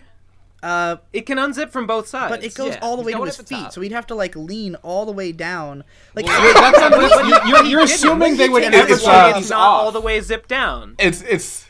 It's fashion I'm over just function. wondering, like when I look at it, I can't help but think, like, which way does he go to take it off? Does he just go up and He like? pulls up, goddammit. I think he he pulls it up. It's a double-sided zipper. He only has it pulled down as far as his hand if you can think of, comfortably like, the- reach. It's Yeah. style and if you- functionality. If you think of the power of the Organization 13, they could probably like use telepathy to move true. the zip without having to True. bend over. They That's just true. do their little hand motions like. Axel can just like shoot fire at it and make it like move with that or something. Like, yeah. just Yeah. fucking I'm also blast just it not with, a like, fan of this flower like power. all flat black aesthetic. Like nothing. It's matte black and it looks dope. It Matte looks- black is for fat black. technology. It's not for clothes. I disagree. Wait. Okay, I just googled Organization 13. Are all these characters like real? Like, are they actually in Yes. the game? Yes. They're in the Yes. game. I mean, No yeah. matter what the question is, yes. Okay. Whatever I you mean, look unless you're for. looking It's at, like, such some a bad organization series. fanfic It's so characters. terrible in every way. Look, we all know it's dead, but they just released the last one. None of us have beaten it yet. Like, it's getting put to bed, like, You know, today, I bought it this weekend. I bought Yeah. Kingdom Hearts, like thinking that I wanted it because I grew up playing the original games back in the day, and like Did you play the sequels to 2? All those? no, other I didn't. ones? I played 1 and 2 when they Okay. came out, and so I bought my Kingdom Hearts 3 and I took it home, and then I looked at it. I'm like, I don't want this. I don't even want to You'd fucking like put it, it in. Jesse. You'd like This it. this I is know you'd Kingdom like Hearts it. is fucking stupid. Like I just realized You all would at once. love running See, around I with suddenly fucking Buzz realized- and Woody and having great Toy Story adventures looking for I Andy. suddenly realized that I've always hated the series and just I never knew. I wouldn't admit it until I had the game in my possession. I gotta say, See, this Everybody is why betrayed I me. mentioned earlier that I had not grown up with Kingdom Hearts because Yeah. like I bought it as soon as it was available, and I have been having a lot of fun with it. Sure. Because it is a new PS2 game in 2019. I've been waiting for a long time to be able to play another PS2 game. Yeah. It plays exactly like Kingdom Hearts 2, a little different, with like more stuff in it, but like. It's colorful, it's got, like, crazy cartoony characters that are stupid and funny and cool, and, the story is, like, it's for babies, and I really like it. I mean, it's not like a shit game. I have It's, heard something. cutscenes are unwatchable. In Well, I mean, Most of them are. Some of them are, like, are surprisingly, like, oh, that feels like it was, like, directed or, like, was taken from, like that... They like I don't know. I'll just say that looked at a human being, like have a conversation, and like animated it like it was a person. It's like that was okay, but a lot of it is like awful. Still. You know what I was wondering? I don't know what. Is there some mandate? Is there some reason why they had to make every conversation and every like cutscene like paced so awkwardly with weird pauses between speech? That's why they're is this a thing where like because the they voice translate acting. from Japanese to English, there's like tons of dead space left? Why did they I do would imagine that? so. Yeah, but like there's when so you're thinking many about there's anime, so many dubs out there that are good and localized You really can well. edit Exactly, down that's what a I'm saying, right. cutscene. You can edit any cutscene down. You can just cut bits. You're playing like background music. There's no audio like to worry Yeah, about. I know what you can mean. fix I have these no problems. patience for that weird stilted Asian anime So is bullshit. it like So is it just like directed like that from the get-go or something, or what? Yeah, it has always been like that, yes. Right, absolutely. exactly. And I don't know why. Like, I guess it does feel more video gamey, aka shit. Like, right. I should be pushing X. That's not it's not a good thing to have those pauses. pauses. It's just bad, though. And, like, they could fix this. You could just cut out these little chunks of waiting. I don't know. It's baffling to me why they fucking did it. I don't know. I like it. I mean, I don't like it. I don't think it's good, but I like it. Just feels fun. Like it feels just like it feels like it should as a Kingdom Hearts game, and I already know what I was getting myself into. I don't know. Like I know. I have a question in for a people who cutscene, played like, the game. I've been informed of something in my comments that has greatly disturbed me and made me even less excited to play the game than I already was, which is that there are no Final Fantasy characters in this one at all. Is that true? That's what I have heard. That's what I've heard. What is the point of the series then? It's okay, it's what the fuck? Why? Look, the presence of Final Fantasy. Look, obviously it leads with Disney. The presence of Final sure Fantasy. Lightning would be in it. Me too. The presence of Final Fantasy has always been kind of a more thematic presence. I mean, it's always been Kingdom bad. Hearts. They've always done the Final Fantasy stuff badly, but it's like the whole genesis of the series. It's part of it. You gotta understand. Why would this they? Is the new Square Enix. You're gonna have to download the Final Fantasy VII DLC pack to get the. I unironically think that's look. I haven't beaten the game yet. I've heard this from people that like DLC and like endgame content is like zilch, and that it will be like patched or it'll be DLC or maybe like they'll make a final mix version of the game. I hear something like that is coming. I can't confirm it yet. But like, yo, like at the very least, Leon, Yuffie, Aeris, and even Cloud and Sephiroth have been in every game as actual characters that we care about in Kingdom Hearts lore. Why in God's name would we not like address those characters in Kingdom Hearts 3 unless they just like ran out of dev time? And besides that, didn't have fucking the best part bizarre. of every game is the Sephiroth fight. You go find him, he's hanging out on a cliff somewhere, and you go, I'm going to fight you, and he's going to go, well, I'm going to suck Cloud's dick once you kick my ass, and so then you fight him, and it's hard, and it's fun.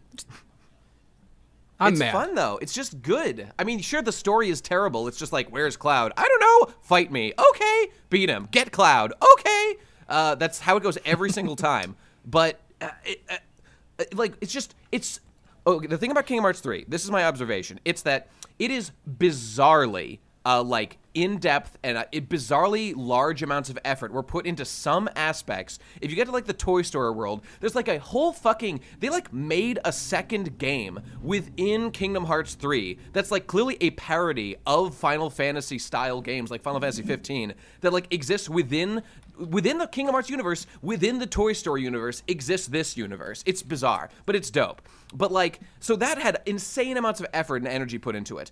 Like, but where the fuck are my Final Fantasy characters? Why is that just like not here at all? At all. I don't understand the weird lopsidedness of the like emphasis of the development. Is it because they're gonna fill it out later? Is this more Final Fantasy 15 syndrome of they just didn't finish the game that they wanted to? Because the fact that we don't see Leon and those other boys that have been in every game as like vital buddies of ours is bizarre. What if it's because is utterly bizarre? What if it's because they want you to think, well, shit, if I want to see all the Final Fantasy characters interact, I'm gonna have to buy Dissidia.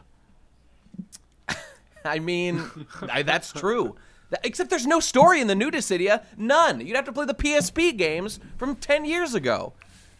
So you got nothing. They're not giving us what we need. Square Enix fans sounds okay. like I hate it all. Okay, most fucking games. important and question. Another fucking thing. Why the hell hasn't Donald Duck returned my voicemails? He's pissing Why right the now. fuck does Donald Open Duck your mouths, think he's everyone. above This me? is an So they doesn't have to respond to all the Kill him. various emails that I sent He's him? gotta die. I want to He's gotta collab with you, fucking Donald die. Duck. I want to Destroy. know what's in your mind. I want Destroy to Munchie I now. want to be on my interview show. Donald Duck, why do you not think it's okay for you to just ignore me? Like all the other people that you just fuck and then kill and stuff in a dead ditch in Africa. Why do you think you can treat me like the way you treat all your whores and your hookers? I'm better than that, Donald Duck is not in Tails Gets Trolled, Munchie, for the last time. And another thing, why the fuck is there not a Goof Troop level and a DuckTales level in Kingdom Hearts? There really should be. Goofy and Donald kind of got the shaft in terms but of like Scrooge their is in development. it. I mean, I'm glad Scrooge is in it. I love Scrooge. Scrooge is there, yeah. He's good. He's addressed. That's something. And That's another thing, DuckTales. what's the deal with that Kingdom Hearts story? It's so weird. Why is it so convoluted? And Guys, how come the games Why aren't are all these on games one have such weird system names? and There's console? decimals in there and What's the titles, numbers you guys? and They're fractions and the names of the games. I don't know how to read it. I don't understand. Okay. How do you even Okay. pronounce Xehanort? That's my new the character, best- guy who doesn't understand Kingdom Hearts lore. But the best. You mean Best, everyone? most important question: Who's the best? Who's the best Organization 13? Answer: Sayix. Done. Zemnis. It's Zemnis. Larxian, you freaks. You're not you gonna fools, believe you gays. this, but there are Keyblades, and then there are, get ready for it, Keyblades. Keyblades. No, Munchie, I won't let you mock that. That's an actual hilarious joke from our lecture that we all made together. That has and I won't let permeated you Kingdom soil Hearts it. culture. Like, people now do that to They go distinguish them. Keyblade. Keyblade. Yep. I don't get Nate, it. has your I gotta imagine You were there, Jesse. What? has your video how the views of your video have they spiked with the release of 3? Yes, they have spiked. It's still sitting at around something like 400 thousand views, which like for a video that, I mean, I'm not trying to toot my own horn, but for a video that's like fairly well known, such as that, those are relatively low numbers. It's not like it's surging by like hundreds of thousands like every month or whatever. But like people are coming back to it, they're watching again, and it's certainly like again, not to suck my own dick too hard, but like it was the primordial like let's explain the crazy Kingdom Hearts lore video that many people are copying right now. And by the way, you know, I was going to say this before, but let me say it now. So Barry Kramer, former editor of Game Grumps, made a video. Oh, I saw this on your stream. I was watching huge- your stream. right. And Okay. Really quick tangent. Sure. Ross follows me on Instagram. That's it. Oh, dope. Nice. That's cool. You know what? That's cool. I fucking hate Ross. Oh, well, there you go. God damn it. So Because he's fucking, I don't know, he's annoying. But he's that's what I've heard. outside of the I never knew the context man. of him trying to be funny on Game Grumps. When he's talking about animation and stuff, he's no, really good. He's with still it? annoying. I he's love still him. annoying. I don't like the Unequivocally. stuff he makes. He's I He's love an animation everyone suck. ever But- involved with the Game Grumps. They're all cool. Please give me a job. Deliver have me me from on the your show. Procrastinators and give me a real job. But hating Ross made it really satisfying when he was straight up the villain of that World of Warcraft series they did. That was wasn't a he the really one great trying series. to like help everybody have fun and you know? Well, sort of, but he does a terrible job and Okay. is an idiot and ruins it for everyone. Okay, well let me finish my point about Barry. It's just that. So Barry is one of these pretenders to the throne, these princes biting at my kingly heels, who made like a. It was like a good enough summary of Kingdom Hearts, and I appreciate it's like animated. I'm sure he did a good job. I have not actually watched it. Great, but I heard from one. He says like the beginning of the video. Someone in my stream yesterday told me, Nate, did you know Barry has only played Kingdom Hearts 1 and half of Kingdom Hearts 2, and yet this man deigns to make a fucking Why would he story do that? summary of every. Talk about reading Wikipedia and making wouldn't you videos out fucking- of it. Wouldn't you fucking finish if you're making a video He about the didn't story? even wouldn't- finish 2, wouldn't you a go good back? game. Okay, well, A for what it's good worth, game. you know what's even worse than that, though? And What? I love this man to death, but AVGN made a whole 10-minute video about Yeah. Kingdom Hearts without Yep. having played any of them. That's. Or I think he was playing his way through them, but like he didn't know anything about that. He literally just made a video that's like, "What's up with all the titles?" Whoa! Okay, you and know I was what? just like, "What are you doing? You know, that Why was did you that was make the this?" video. I liked that video. I gave it a pass because it's AVGN. Yeah. But I would have preferred like an AVGN video about any of the play Kingdom the Hearts games. games. Like if he did, Imagine if he did a real video reviewing Kingdom Hearts 1 or Yeah, something. or like all That'd the be crappy dope. spin-off That'd be games. Crazy. Yeah. that would be Yeah. making them I'm really- faces, but like saying, what? "Oh, Is this it is not- a shitload of fuck right here. That's what I come to see. That's what I like." That's why it feels like a cheap like paycheck cash grab. Like need a video for this month. You Kingdom know- Hearts is hot. Not gonna play the games. I don't even just know- gonna read Wikipedia. I'm not and it's saying lazy. this is any better, but like I Yeah. wouldn't be surprised from the way that he framed it at the start of the video that like people were just requesting him to talk about it a lot. That like guess so, everyone yeah. wanted him to do Kingdom Hearts that he didn't know anything about it. So he just made a video being like, "Hey, I don't know anything about it and it seems confusing." So, but like I the way he presented it though, it's like it simultaneously is that, but it's like, yeah, but the title and thumbnail implies that you're actually going to say something about Kingdom Hearts, and you're not. Yeah. So it ended up feeling like clickbait. It felt like some... I think this meme, honestly, wrong. I swear to God, I mean, I've been V for like a fucking decade and longer talking about Kingdom Hearts and shit and like discussing lore and whatnot, and I really think the meme that this story is too complicated to figure out has deeply set in. Despite the, like, there's many infographics and, like, meme posts about, like, it's really not that hard, guys. You just have to think a little bit. It's, and, like, I had, like, going through it for, like, you know, 1 and 2, just after the lecture, I was like, yeah, I'll play it. Or I think I was already playing it at the time, but, like, I wanted to know how complex it was, because I like complex things. Like the Pirates of the Caribbean 3, the people say, oh, that's such a convoluted plot. I love how convoluted it is. I love trying to follow along. And so I was like, Kingdom Hearts is probably going to be something I love. And it's not even that complex. It's just like a combination of a few things. It's edgy and stupid a lot of the time. It has a few, like, a lot of the games in the series have silly names, like titles that you would, like, very unconventional titles, and and like side games have lore that comes up in the main series. That's really the only 3 things that make it sort of confusing a little bit. But beyond that, it's not that much. You just need to know. It's inconvenient more than it's complicated.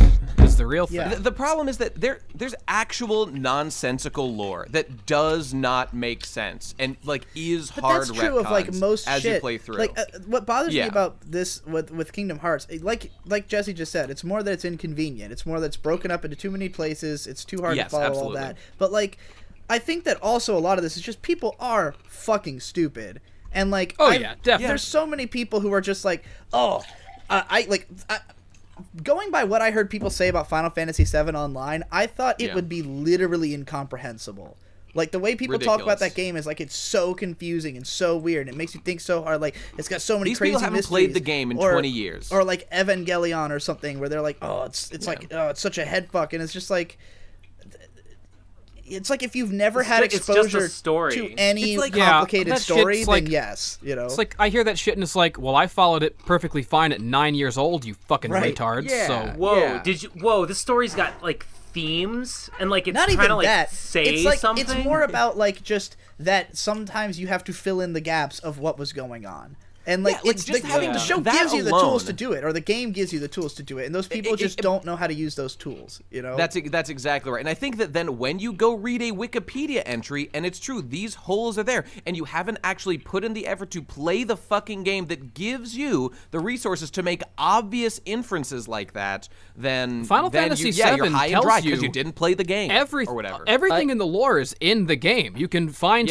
like houses and like documents. You could read about Genova and like Professor Gas and where like the Shinra Corporation came from. They don't want to do that. They want to read Wikipedia. But it's all there. There's like the fucking glossary and stuff, and like character bios that are in Kingdom Hearts 3. After you meet a character, you can go read about them. Yep. If you have a little trouble, like, who was that again? You can find all the information in all 3 of the Kingdom Hearts main games. I mean, like, I go and read that because like, most other games that have things like that, I don't need to read it. But like in Kingdom Hearts, I do, and that's really the only difference. Once I have read it, I get it. You got to remember, we're dealing with a gaming pop culture where like The Last of Us is the greatest depth and cinematic achievement imaginable in media. You know, God of War, with like people are saying like God of War has the best story in a video game, and it's just every like, fucking day of my life Why do I have for to the like last Kratos now? year. Every fucking day, I wake up and I see, well, this video was good until you called Joel boring. How dare you besmirch the name of Joel? Why are people so defensive about The Last of Us? I don't understand. It's like just a it's a mediocre fucking story. It's not. It's fine. I didn't even say it was bad. It's just fine. Why do people care so much about that fucking game? Ugh. They need their golden idol to show people as like, this is why you need to take my dumbass opinion seriously on video games matter. I didn't waste my time playing these hundreds and hundreds of hours of meaningless games that do nothing but fill a void that is the lack of accomplishment in my life that I make up for by playing these vicarious hero characters. No, no, no. This is important in, like, making me a good person. I, like, am Joel and shit, and I, like, did save the princess or whatever. That's me, you guys. Oh, God, stop, Nate. You're gonna make me fucking cry, good. all right? You Someone should. needs to call a witch doctor, because I'm seeing several new colors right now. I might make a statement that seems obvious, because it is, and everyone's already said it before, but I have not spiritually resonated with this until just now. I Google search Kingdom Hearts 3 full game movie, and I'm watching it. And the first thing is this bizarre wizard man telling anime man that he needs to go on an adventure for whatever reason. Is it Merlin? Maybe. I have no idea. Anyway, okay. I'm like, okay, yeah, Kingdom Hearts, gotcha, understand. Goofy Donald there, okay, I understand. Then they go to Hercules Land. And I can, like, easily in my mind think, okay, Final Fantasy, Disney, you know, Donald, Goofy, and stuff like that. But for some reason, now they're in a, like, Disney Renaissance movie. And then they approach Hades.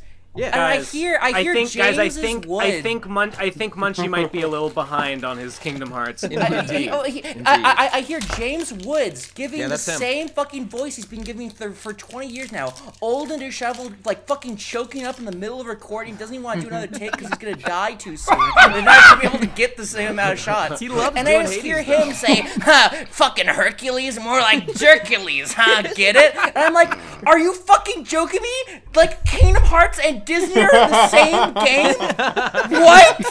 They're fucking. That's so weird, dude. Munchie, I can't I'm just saying. believe that fucking Final Fantasy and Disney are in the same game. Like I didn't believe it. Like I knew, okay, Donald, Goofy, got it. Like I didn't actually like believe that Disney movies and Final Fantasy were actually together. I didn't believe that it could be true. Munchie, okay, the weird thing about that observation, Munchie, is that I also had that same revelation as I was playing Kingdom Hearts 3, because I've just been studying lore. I've been hitting the books about Heartless and Nobodies and Dark and Keyblades, and I'm like, man, that's where I've been for 13 years. But I finally like, played actual, Kingdom Hearts like, 3, and I'm like, whoa, it's fucking Mike Wazowski, motherfucker! But you think about all this lore stuff, but the actual like moment-to-moment experience of playing Disney. Kingdom Hearts is like 90%. Yeah, it is 90% Disney shit. I fucking like Kingdom Hearts now. It was sick. Oh my god, it's Hercules! He looks like Hercules! Oh my god! Talking about Hercules! The funny thing about talking about like the plot of Kingdom Hearts at all is that it is like it's not the forefront of why people care about Kingdom Hearts. Like, no, it's not. I don't think that Not many most people anyway. play it for It's not what the games are story. about. Like the first game is just about a kid trying to get back to his little girlfriend, and that's like really Adventures relatable. on the way, yeah. Like it's not like really. Disney World. That's why everyone loves the series, in spite of the fact that everyone hates the lore, because it's not about the lore at all. The games are about Rapunzel's fucking sexy feet, and you want to come on those feet. You want her to jack you off Damn with right. those feet, and so you go to the Rapunzel world and you get what you came for. Like. They're also about like get what you came on. sweet boss battles. I have a disease, an exotic disease. There's no way to cure it. I'm on my deathbed. Make-A-Wish Foundation comes to me and they say, "What do you want? We'll give you anything." And I just say to him, "Make all the Final Fantasy 3 cutscenes real, and they're happening to me. I want Hercules to talk to me. I want Hades to talk to me. I want I'm James sorry, Wood I'm to getting do the voice." reactivated, pissed off about all the Kingdom Hearts lectures that are out there now, because I'm really thinking about how the joke with Nate's video was that nobody cares. Like that's the point. I did repeat that many times. Like the main point of all of the lectures, for the most part, is do you remember that the climactic moment at the end was like they're like, "Nate, are these games worth playing?" And I say triumphantly, "Okay, well, first of all, if you're playing for the story, stop. Don't do that." That was the thesis statement of the whole lecture. That's the thing. Yeah. So if that's the case, like when all these people are making these videos that are like, "Whoa, explaining the crazy story of Kingdom," nobody cared in the first place. Like, why do we don't need an explanation leading into the new game because we're not playing it for the story. We don't need to know what happened. Just put it on, look at the flashy lights, and fight you know, Disney villains. Like, that's the point. My favorite thing. My favorite thing to do in Kingdom Hearts 3 is to run up walls. Where there's so many walls you could just run up. You just walk up to the wall and you press forward and you just start running. And then you can press square and you can kick off the wall and then you can jump and you can double jump and then you can do an air dash. You just be really high up, and then you fall down and you smash things. It's so cool. Really, you can explain the story of Kingdom Hearts. You can explain the story of Kingdom Hearts in one sentence. It's a fun anime game with Disney shit. Woo! That should be all the videos. Because Mickey Mouse and Donald Duck are just like icons, right? Like I haven't like seen any shorts of them. I don't know anything about them as characters really. But when I see Hercules, a film that I've seen many times before, and like I have like an emotional connection to Hercules, the Disney movie, and I see him looking at bad evil Hoodie, heaven let your light shine down, whoa! I see him looking at him menacingly. I just am fucking like I'm seeing too many colors right now. I understand what it's like to be fucking colorblind, and I'm seeing way too many colors. The best part of the game by far. To clarify what I was trying to say before is that like why I was upset thinking back on it is the fact that these people making these videos don't get that.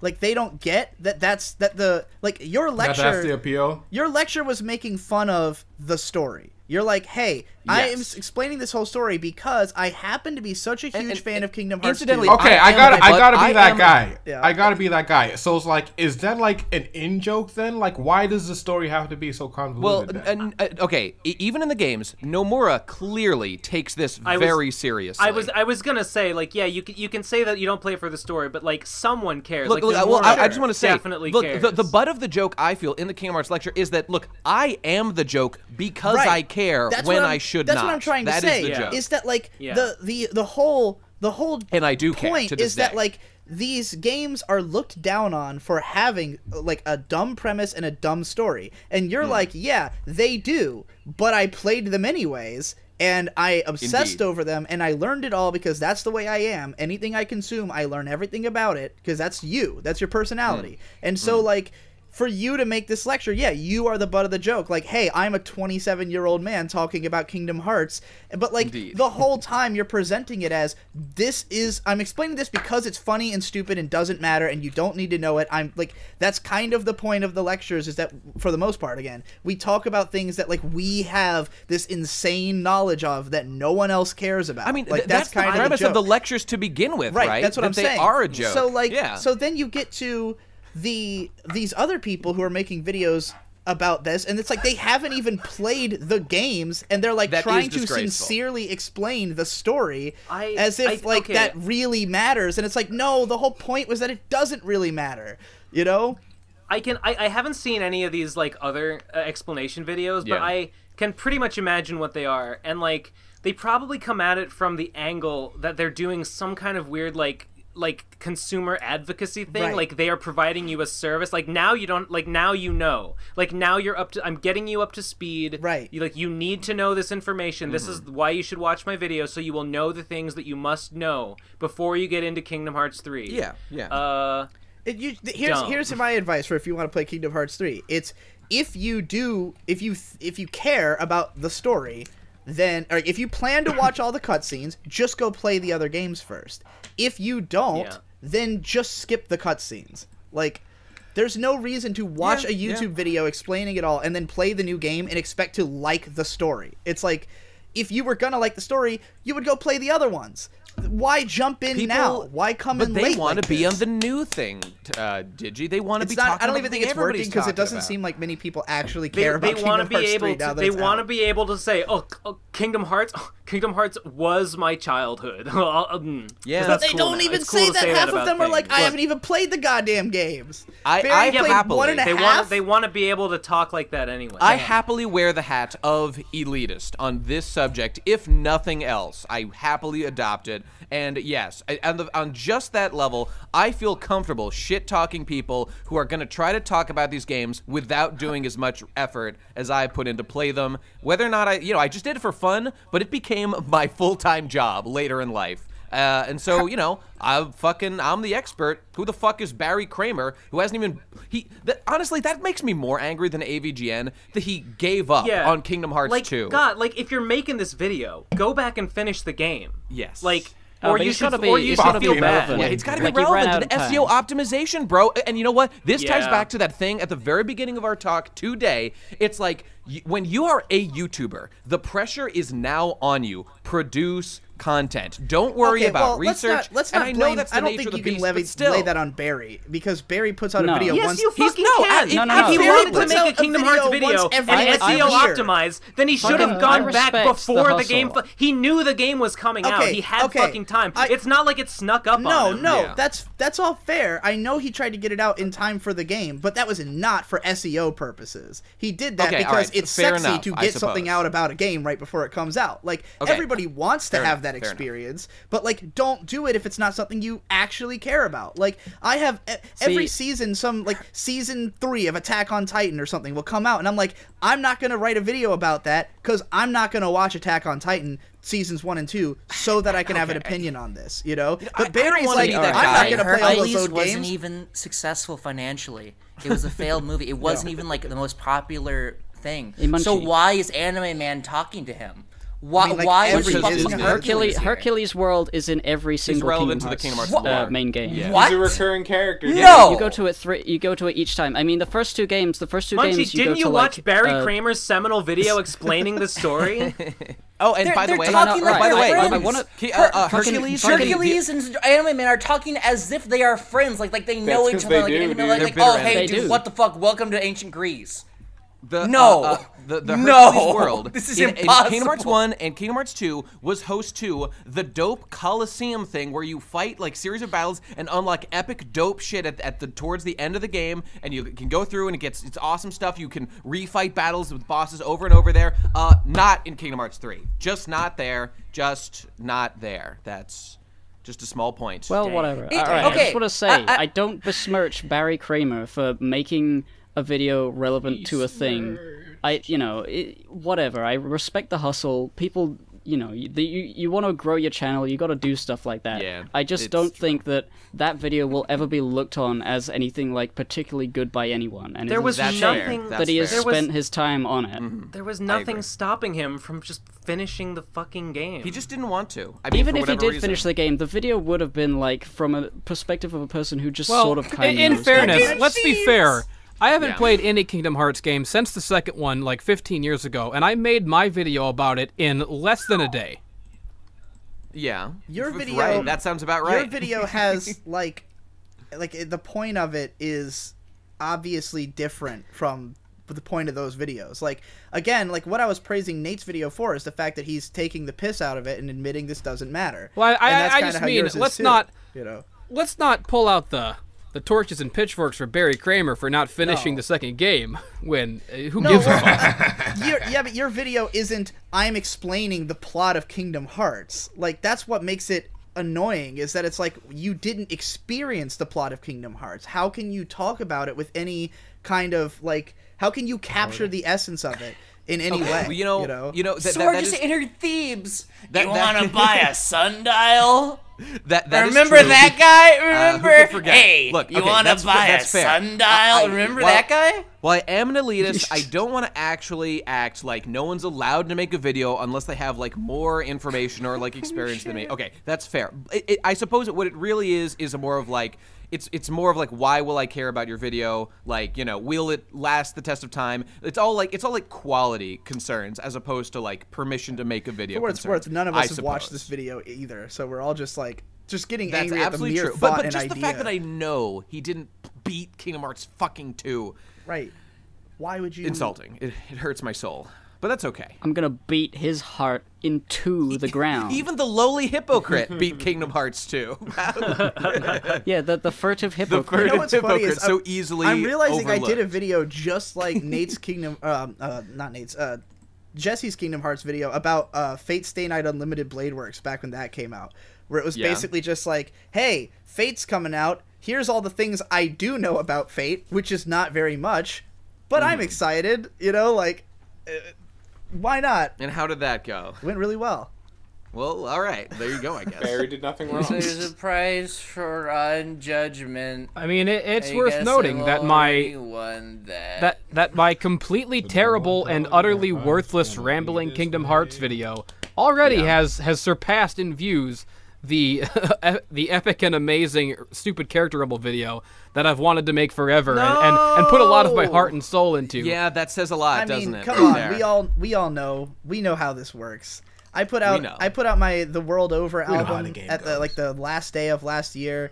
I think it has less than 10,000 views still. I spent all year working on it. You know, like in the background all year. The next day, I put out a vlog called like "It's Okay to Hate Anime" that I just had the idea for on the spur of the moment, recorded in like 5 minutes. Didn't even really agree with it watching it back, and posted it anyway. And it's got like 50,000 views. Like it will never surprise me, but it will always make me sad. It will always disappoint. Content boys on YouTube and otherwise. I mean, the purpose of what I'm doing with like my Whaddup approach is like I'm making my ones for them, so I just have the freedom to make the ones for me, and you know that's gonna be my way forward, which is the name of a Keyblade. Oh, but anyway, I remember Oath Taker. That's actually the Oath Keeper. Isn't it the Oath Keeper? There you go. That's a base. Which George R.R. Martin would famously rip off. Oh yeah. Am I thinking of the Way to the Dawn?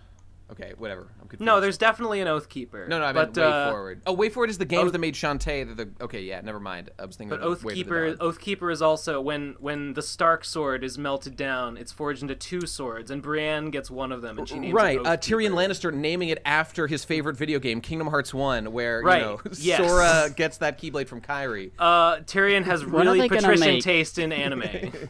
When are they gonna make a cross between DreamWorks and what's the other one? Get out, me swamp! There it is. Yeah, I want to play PS4 Shrek meets anime. Oh, so you mean you want like Dragon Quest meets DreamWorks, right? Dragon Quest meets DreamWorks. Now we're talking. I want to go to El Dorado. I want to do all the cool shit. I want to be the Prince of Egypt. We can go to El Dorado and see that unusually thick Mayan girl. The studio that made like Coraline and Kubo. You could do them with Laika with Atlas then for the Persona. What about that one Dango with Johnny Depp as that lizard? Rango. Who didn't? That was not Django. Rango. Whoops. Oh, I want to go to the Django world in Kingdom Hearts, and you know, Quentin Tarantino plus Steven Universe. You know that game. I want to be Sora in that saloon in the snowstorm with the Hateful Eight, with Samuel L. Jackson telling me about how he whipped out his big black cock and fucking mouth raped a dude because he was a slaver's son or something. You know, we need the series. We need this. Yes, it does happen. There's a long monologue about making this white dude suck his big black cock, and it was pretty sick. We need the Kingdom Hearts to grow with its audience. He said pretend it's Disney absorbs the Tarantino library, and then they got Star Wars. They got there was something else. When's Iron Man gonna show up in Kingdom Hearts 3? I assume any one of these days. I assume fucking that they didn't make a Star Wars world in Kingdom Hearts, but I really would have liked to see that. Maybe I don't know why they did. I mean, okay, Kingdom Hearts 3 is the end of like our first saga. They bought the rights to Star Wars, so they could shove it in there. Well, Kingdom Hearts 3 is the end of like this saga. Maybe with the next saga, they'll like be like, okay, it's kind of a fresh start time. Let's get fucking Marvel and Star Wars so it's not involved. the end? No, it's not the end. No, it is not. Oh, cool. Wow. I can't wait. I'm looking forward to it. I literally cannot wait. 3 so far because me and Digi only played it. Yeah. We only played it for a couple hours on one IM game stream so far. I sat down, I booted up the game for the first time. I was like, oh man, Kingdom Hearts 3. This game is real. This is pretty crazy. I can't believe after all this time it actually physically exists and is in my possession.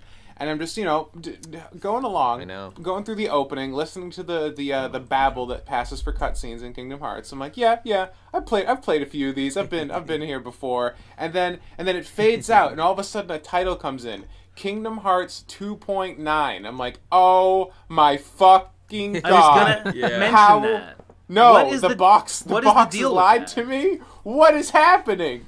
How is this possible? I made a joke about this on Twitter a year ago, and now it happened. It was a joke. The meaning Yeah, okay, the only meaning of that is that cutscene and that the beginning of the game is like of what Sora and Kairi and Riku and whatever are doing. That was actually part of the Kingdom Hearts 2.8 package. It was the secret ending that you unlock where it shows, it literally shows up everything right up to, like it overlaps with the beginning of Kingdom Hearts 3 as Sora heads off to Olympus Coliseum. All of that was Kingdom Hearts 2.9 in Kingdom Hearts 2.8. Do you realize how stupid that sentence sounds? So Kingdom Hearts 2, so Kingdom Hearts 3, Kingdom Hearts 3 is actually Kingdom Hearts 3 though, right? Yeah. It's not later. The Kingdom Hearts 3 logo comes. I'll add to Tom's impressions after the first 4 hours. Game seems not fun at all. From watching, Tom has had no fun so far, pretty much. No, are you still in Olympus? We just finished Twilight Well, it's Town. Square, so you know the fun starts at around 38 hours in. Yeah, that's correct. Yeah. The thing I hate the most is that in regards to the running up walls, like Hippo was saying, I hate how everything that you can action with has like that white line going up it. It looks so bad. They turned the entire world shiny because you can run on everything, and it looks like shit. I hate it. I hate it. Well, and then I know they did it. It also makes it... You fucking negative It makes man. you feel even worse about the stuff you can't climb up, because like in Traverse Town, you can climb up like the buildings, but then there's a wall around the town that you can't climb. And so you're just like, oh, okay. So I understand why they did it, so you could distinguish what you can and can't climb. But you can climb most things, and it's just like they could. There's other aesthetics they could have used that would have done the same thing, not so annoying. But I do think the reason for that, and the game is known for being very easy, and also for the stupid long pauses in the cutscenes, is probably just because it's a baby game. Like the long pauses, so kids can watch it and take it all in. I think. I'm sure that, I mean, I absolutely feel this is a game made for the masses. Absolutely. It is not made for, like, hardcore Kingdom Hearts Final Mix speedrun level 1 players. Although there is a level 1 option that you can choose, at least on Proud Mode that I'm playing on. So maybe I should have fucking done that, and then the game would actually be hard. I think that's in every mode, or at least I can see it in mine. Yeah, okay. I was just playing normal. By the way, Gib, the other reason that I have such strong negative emotions about the flow motion stuff is because the flow motion stuff is very much like it was in Dream Drop Distance. The whole structure, I'm going to talk about this in my Wii but the whole structure of the game is such a way to give you cool flow motion stuff that has completely removed any like platforming challenges. They are gone from the game. Platforming was always the worst thing about Kingdom Hearts. Correct. I always liked it. Absolutely awful. You guys are wrong, and I won't Specifically, Kingdom Hearts 1 was, like, dreadful. Kingdom Hearts 2 was okay. It just wasn't very interesting. It's just like, oh, I can see a thing up there. How do I jump? I guess I need to come back when I have another thing. Well, fine, okay. Platforming was kind of frustrating in Kingdom Hearts 1, just the way to do it. What are you guys talking about? Can't you fly in those games? Well, but that's the thing, Jesse. You eventually, in Kingdom Hearts 1, you eventually unlock movement abilities one by one, and it's satisfying and gives you access to new areas, and it feels great. That was completely removed. Yeah, but like certain things that you have to do before you get those powers are like platforming segments, which are terrible. People always bring up Wonderland is really frustrating the first time you do it, which is true. Tarzan and like all of them are bad until you get flying, and then it's sort of okay. But I like when a game starts shit and then turns good. I like it. Yeah, I think I'm with you. I like when games are good and get better. We gotta stop talking about Kingdom Hearts. When you get gliding, it feels great. You go God mode. Gliding in Kingdom Hearts feels so good. Dare we give up that euphoria of finally getting good movement mechanics, even though we have to suffer through 40 hours of shit movement mechanics? I say no. I mean, at this point, we've waited 15 years for them, so they might as well put them at the beginning of the game. I'm very happy they put dodge roll back as a starting thing and not something you have to unlock. That is good. Tease me just a little more, please. No, please, no more. Daddy, no more. No more Kingdom Hearts. We've been talking about this for 50 minutes. Hearts. We've got a guest, Zen Huxtable. Hey, what's up? Oh yeah. Wait, just to close it out, I'm definitely hooked on Kingdom Hearts, and I'm going to play every single game now. Good. Amazing. Kingdom Hearts 1, great game. Nerd. They're not super long as far as RPGs go. Zen, have you thought of anything to talk about in this long 45 minutes that we've been talking about Kingdom Hearts? I haven't thought of a thing. Nate came to me yesterday and he was like, you think of a topic or two or three, and I was like, I can think of zero. And here we are. Fair enough. Okay. Our guest, ladies and gentlemen, welcome to the podcast. No, we're all the same. It's all fucking tough. Fucking come empty-handed. Hey, I brought something. How the hell do you do Speak it? for your fucking self, bitch. Yeah. Well, okay. We're actually clearly divided along lines of those who put in effort and those who don't, and you know, it's pretty clear. I don't put in effort, but it's. I fucking brought a topic. Oh, did you? I brought okay. a thing to talk about. You remember? It was less than an hour. Oh, I ago. forgot. You're right. That was good. The thing that I always make the exact same mistake every single time I write down notes for the PCP, where I make notes that are like I want to like pace myself and like explain like a thought that I'm having, which is not at all like the way to make notes for the PCP. No, Having, this is not a conductive environment to explaining things. Exactly, exactly, Jesse. It's not about like making thoughts happen and explaining yourself. It's just about screaming and about fucking playing video games with Hercules from Disney's Hercules in them. That's all this is about. Here's my pre-show process for the PCP is that it's usually like 12:58, and I see an @everyone notification, and I go, oh my god, it's Sunday already. And then, I need to praise the Lord right now. Yeah, and then I go, fuck, I'll be on. And then while I'm setting up my mic, I think, is there anything I could possibly talk about? And usually I just base it on whatever I've been doing and like what I could, like, you know, the whole YouTube thing. Like that's all I've been fucking doing is. Well, I'm reading hentai right now, so like, you want to talk about that? I'm down. Right now? Hell yeah. Yeah, right now. Yeah. Yeah. What do you got? Zen Back it is up, the pussy. king of What porn. flavor is it? If you follow Zen Huxtable on Twitter and you use mobile where it shows you people's liked tweets, expect to be flooded with porn. I mean, you hear that? He's not the king. There's more. There's more prolific porn likers out there. I've yet to see. But he is guilty. It's guilty. a tough one to find. Hippo's a huge tough to porn find someone liker. who likes it more. Like the biggest porn liker I know, maybe. Hippo's fucking horny on main. He's just very clandestine about it. I've never seen it. When did it become okay to like porn? That's what I want to fucking know. When did it become okay to just openly say, like, yeah, I have sex? Yeah, please, especially let's on go Sunday. back. God, I know no one will agree with me. I know that everyone thinks that sex is cool now for whatever fucking reason you've got in your heads. But I just want everyone to go back to the time where everyone was fucking ashamed of themselves. Well, you know I miss it so fucking much every day of my life. I sort of agree. Look, I agree. I don't know. I'm one of these guys who's open about liking hentai and porn and stuff, and I think that's generally good. But I don't want to hear a damn word about your actual sex life. I don't want to hear anything about that ever. I find that mega weird, Nate. Honestly, I don't know why. It's so different for me. I've compartmentalized them completely, and they feel like totally different. I understand what you're saying because, like, you know, like that side of me is a filthy fucking animal. I don't want anyone else to see that. And fucking, I don't want to see anyone else's filthy animal. I know you've got one inside you. I don't want to see it. Let's all just pretend to be human. It all depends on how you think about sex and the sex that you have. Because, like, I mean, I hate this already. To me, that's like saying, like, oh, I don't want to think about it. I don't want to talk about it. It's too powerful. No, go. I'm just go saying on. that go to on. me, it's like if Let's you were to say, like, oh, I can't stand when people talk about this video game. Like, I never want to hear anybody talk about that game. Like, it's just a thing you do that you have things to say about, just like anything else. Okay. Well, this is you just got hang-ups this together.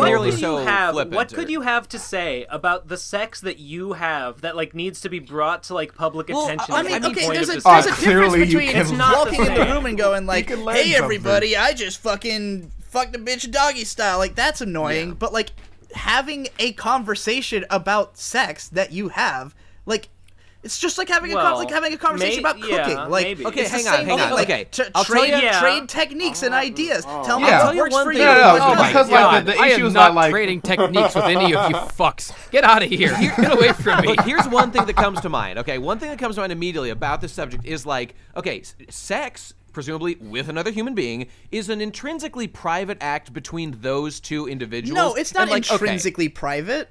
Of course it is. No, it's what are you talking about? Okay, what makes it intrinsically private? Well, okay, I mean, okay, let's just like, is it fair for me to like expose because I wouldn't want someone to do this to me. Expose like my sexual performance at permission. Whatever. Well, you shouldn't divulge. Like, what am I gonna do? No. The only thing that makes it quote unquote intrinsically private is that there's another person that you have to ask in order to like. Very early into my relationship, I was like, "Hey, is it okay if I talk about sex, like that we've had on my show?" You know, like. I guess it's just that my answer to that question is no. I don't want anyone to know. But like, so it's different from person to person. The weirdest part of what you said was the word intrinsic. Like, it's not even slightly intrinsic, because if you have a sexually open culture, nobody would question it if you talked about sex.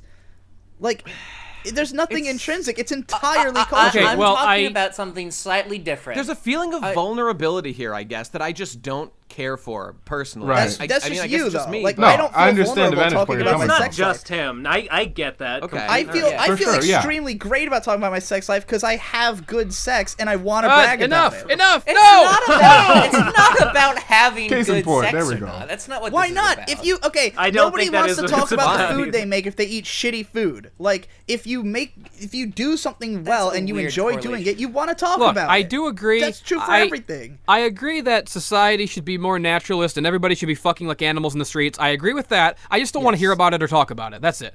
That's fine. I'm pretty much biological.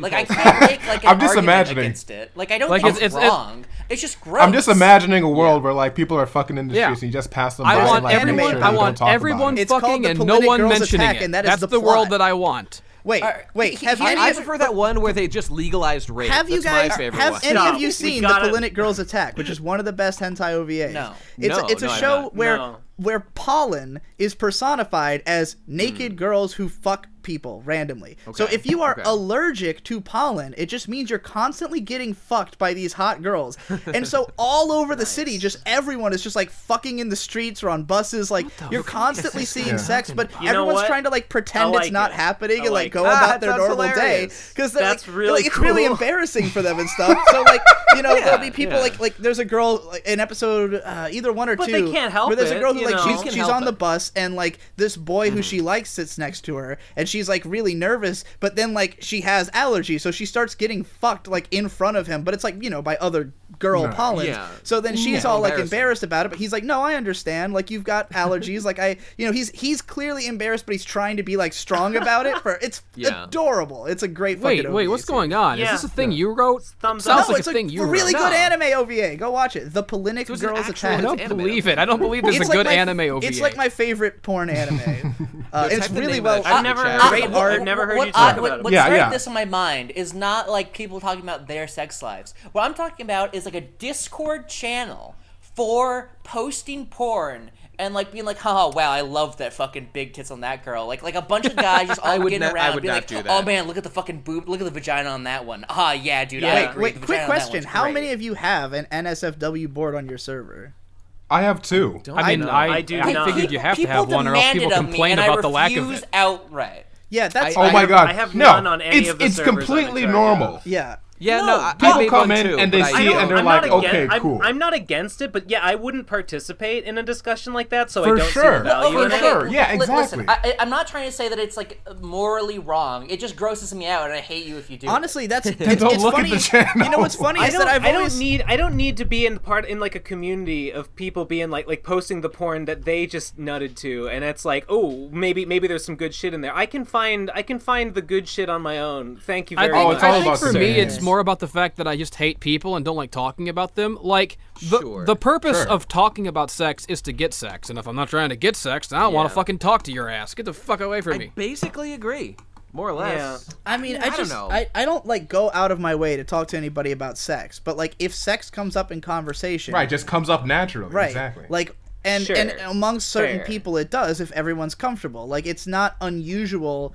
Like it's really comes down to the individual, like how you feel about it, because like tons of people are like, I mean that's true of anything really, any discussion topic. Like some people don't want you to talk about politics in front of them at all, and some people are like eager and not even gonna get mad and are just gonna have a good time talking about it. Like same goes for this, but.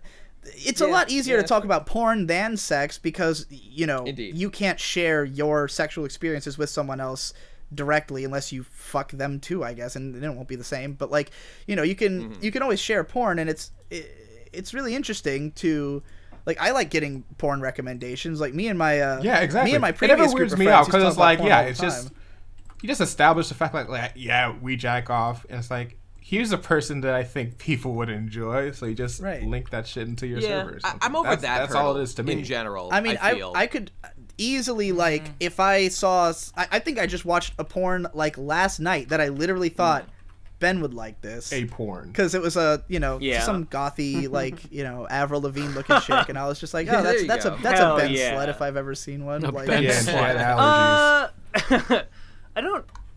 I don't know if I don't like that in porn. I don't have any particular feeling about that aesthetic in porn. See how it goes. To me, it's just weird when there's a channel and it's like in a friend group of like people who I know and I've spoken to and I know them on like a personal basis.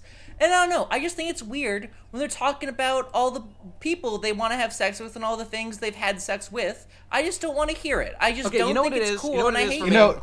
Munchie, for me... Yeah, okay, go on. Yeah, in my channel, there is no talking. It's just a slew of pictures. That's all. That's how it is. It's way different for me. For me, it's like someone posts a link, and then they're like, "Oh, fucking love vaginas, dude! Haha, yeah, like, dude, like me the comments, too." Like the comments under an X hentai like individual page of like, "Yeah, boy, I also nutted." I love reading those comments. Yeah, I always go to the comments. But it's so weird. It's those comments, but of people who I know, people who I know made them.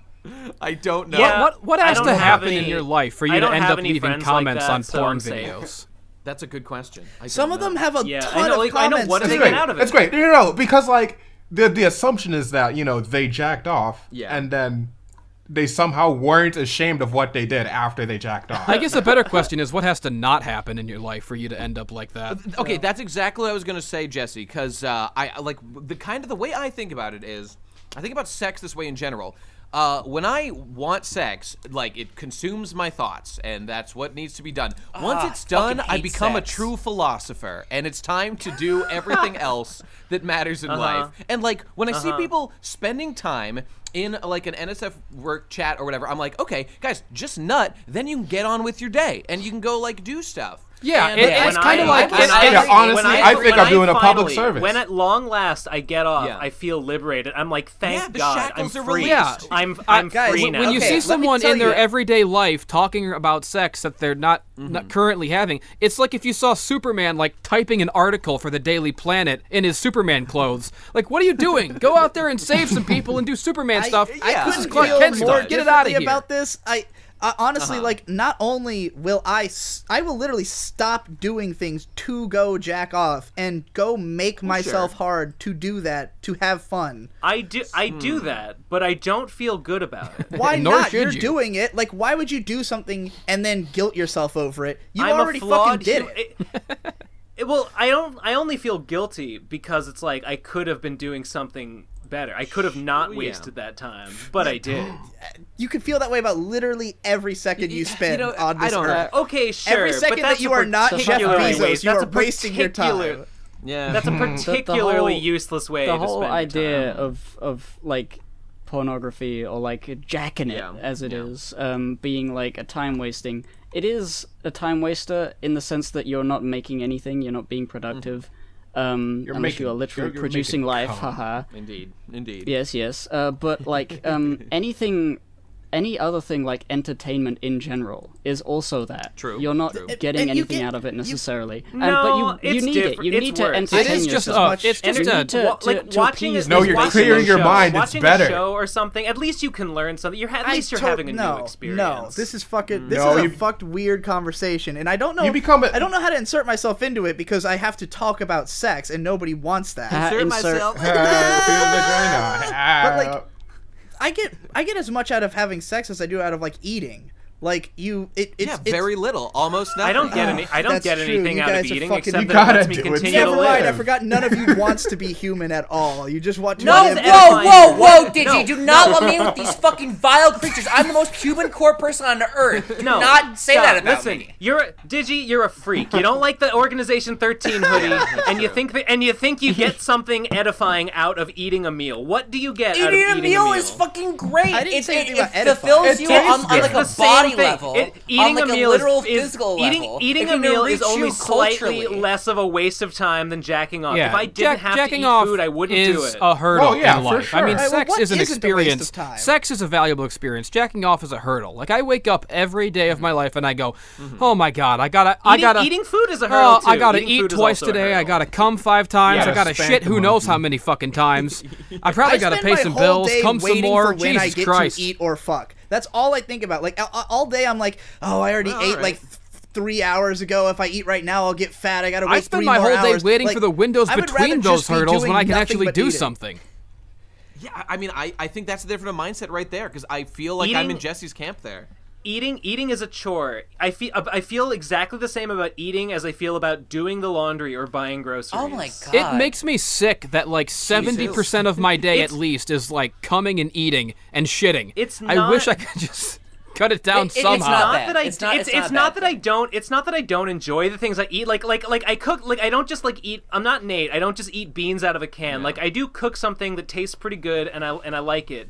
And like I do enjoy it to a certain extent. But like I said, if I could not do it, I wouldn't. Let me introduce a totally different perspective. And I was talking to Nate about this a little bit yesterday, about how I heavily compartmentalize my life and I schedule it very heavily. Right. So what happens for me is that I'm working on stuff that I feel are conducive to my future, right? A positive future for me all the time. And then when I'm not doing that, I'm eating and I'm watching shit. So that part of my day is like, that's the unwinding. That's like a necessary part of my day. I need it.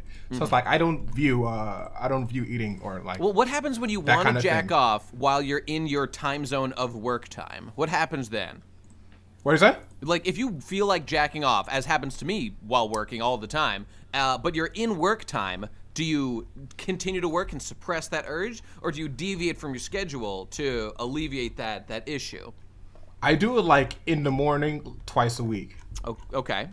Twice a week? Yeah. Oh my god, you're a genius. Yeah. Nate, I think you gotta might schedule be a secret it. genius. He's got a schedule. It's like a circadian so rhythm. cool.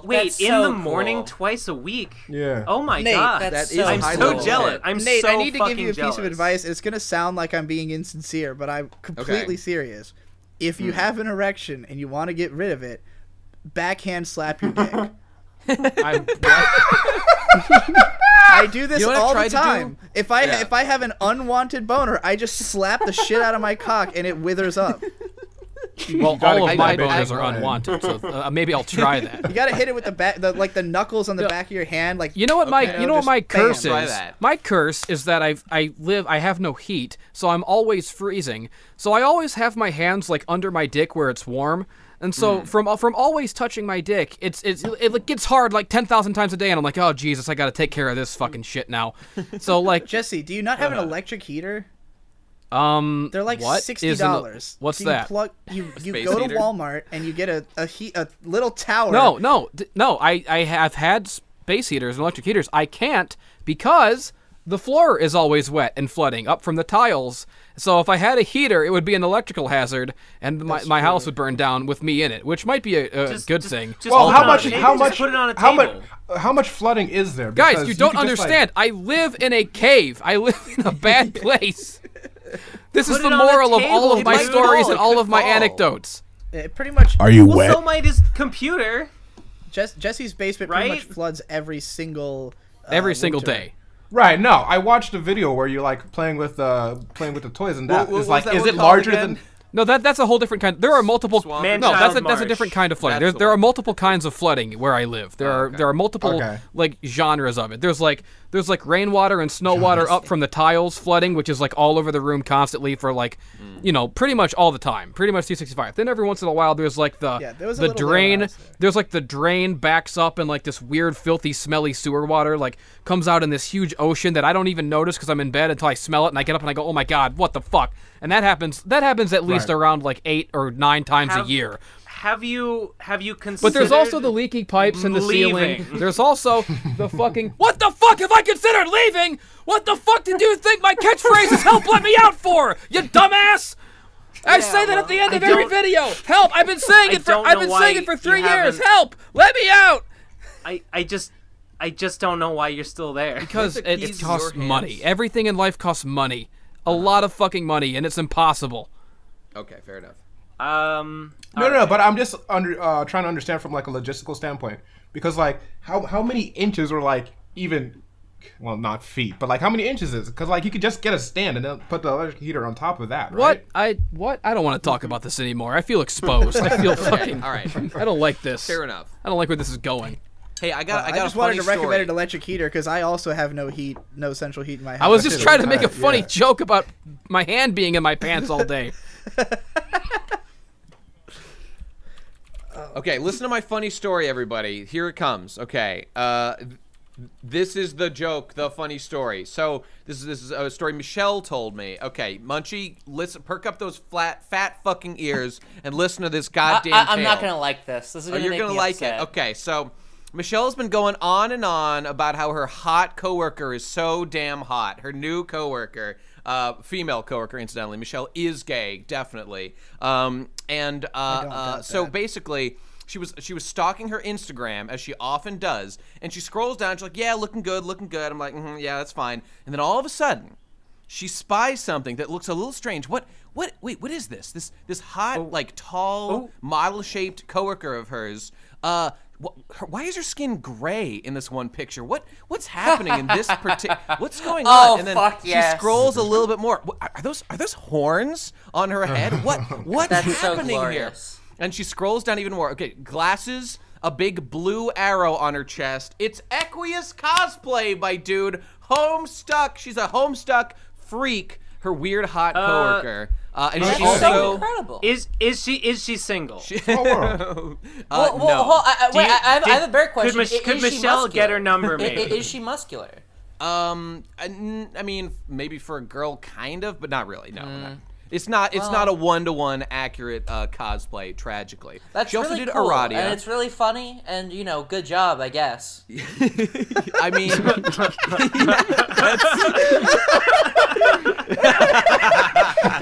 I laughed. It was of all the trolls, Equius was the first one, the only good Homestuck character, and that's all I have to say about that. I'm glad. I'm glad. I feel like Equius needs love. He does. Equius needs love. He's underappreciated, but the only good. Oh my character. God! Shout out to Econ for saying that Homestuck, everything after Act 4 is bad. Shout out to him for ruining Appreciate my that, life. Econ. Way to go.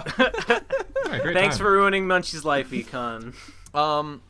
Here's another fun fact. I did 100 pull-ups yesterday over a 12-hour span. That was hard, and my body was giving out. How many in a row? How many in a row? I was doing in batches of 10. So, okay. Nothing crazy. I think this is the perfect time. Yeah? Nate, I quite literally cannot do 10 push-ups. What should I do? 10 push-ups, you say? I did 10 push-ups the other day. They were really wide, too. I did Stop 10 rubbing it in my really face. wide. You're supposed to do them tight to your shoulders. Wide is way harder. Well, I mean, it's just a different exercise to do them wide. Okay, so like... You're getting less. How do I get up my to a arms level were sore where the next day. It felt really good. 10 out of 10. My arms feel immediately sore. Okay, no problem, Zen. No problem. You just have to do it every single day, really and it will be easier every day, and you can do more. Yeah, that's all I know. I watched BoJack Horseman. Let's just say your goal is do 10 push-ups in a row, okay, or 100, or whatever the goal is. Okay, like however many you can do in a row, do that, then rest, then do it again. And like wait another, and I'd say like do like 3 sets or whatever, or like, I don't know, do like 10 sets, whatever you want to do. Although I guess I'd say don't even go to failure, because you want to be able to do it like every day, so that you are recovering every day. So like I don't know, maybe you can do 5. Do 5 in a row. Maybe 5 is too much. Just 3, just as whatever. Many as you just can basically chain them together. Like, so what's the wait time between like? Like at the gym, I wait about 1 minute or 1 minute and 30 seconds between sets. Yeah. So that seems pretty reasonable, I'd say. I mean, just to speak on push-ups in particular, because I've every time I've tried to get into working out, I always start with push-ups, and I start by doing like 10 the first day, trying to do another set, and then it's like, oh, I can't do more. But then the next day, I can. Like, the growth is so fast in the ability to do push-ups that usually by like day 3 I can easily do 3 sets of 10. By like after a week I could probably do close to 100. Like it's like it's almost as though it's just your muscles getting used to the motion more so than actually bulking up. It is at the beginning. This is like this is like when people start working out. I remember when I was reading like like starting strength and stuff, like a starting lifter like squats, like their squat increases like a huge amount really early on, and it's not because they're getting like super strong and getting huge muscle growth. It's just because their body is like learning how to. I honestly feel like I've become an expert in starting strength because of the fact that I have only ever had starting strength, and then I just let it deteriorate. So I work out for like a couple months, and I get that like that nice, oh yeah, things are going great, and then you hit the slump of, well, now you're no longer in the starting, it's no longer fast, and then I go, oh well, I'm not noticing progress anymore. So but by the way, the reason I brought this story, being adequate. I mean the story was not to actually salute myself, because actually I was attempting to hit 150 yesterday total, but I simply hit the wall, and it was weird. It was different than like when you're at the gym and you're doing like, you're going to failure over like 3 sets, and you're, I don't know, benching, I don't know, like a couple plates or whatever. I mean, I'm not that strong or anything. Like 180 pounds or something, and like you do that, and like you hit the wall after like 10 reps, and you just can't go more. This was very different. This was like every time I came back to it, like my baseline strength was much diminished, which was different from like feeling strong at the beginning and then getting weaker. I've like never worked out this way, and I'm honestly doing it as a meme, as a joke. It's not optimal, but I just felt like fucking doing it. Because, yeah, I was thinking my goal one day is to do 100 pull-ups in a row like level 1 Zell from Final Fantasy VIII, as I've said. Yeah. That is my goal. If I do 100 in a day, really all I have to do is slowly narrow the window between those sets until it's nothing at all, right? So, maybe. Just, maybe that'll be my approach. And David Goggins. Have people done it? Is that a thing? Is that a thing humans can do? Is 100 pull-ups? People, is that like... people have absolutely done more than 100 pull-ups. A friend of mine used to drive out to Mount Trashmore back in Virginia Beach just to use their pull-up bar to do 100 pull-ups. So he would do it in a row? He wouldn't do... I don't think he did them in a row, but he would do... Yeah, okay. You know, he would do it in like 20 minutes or so. But like... okay, well that's already pretty impressive to do it in like that he would short just of a do, time. you know, sets of 10, rest a minute, do another set of 10. But like he had huge fucking arms, you know. Sure. I mean, like I've said, when I was in middle school, my record was 50, so I know this is attainable.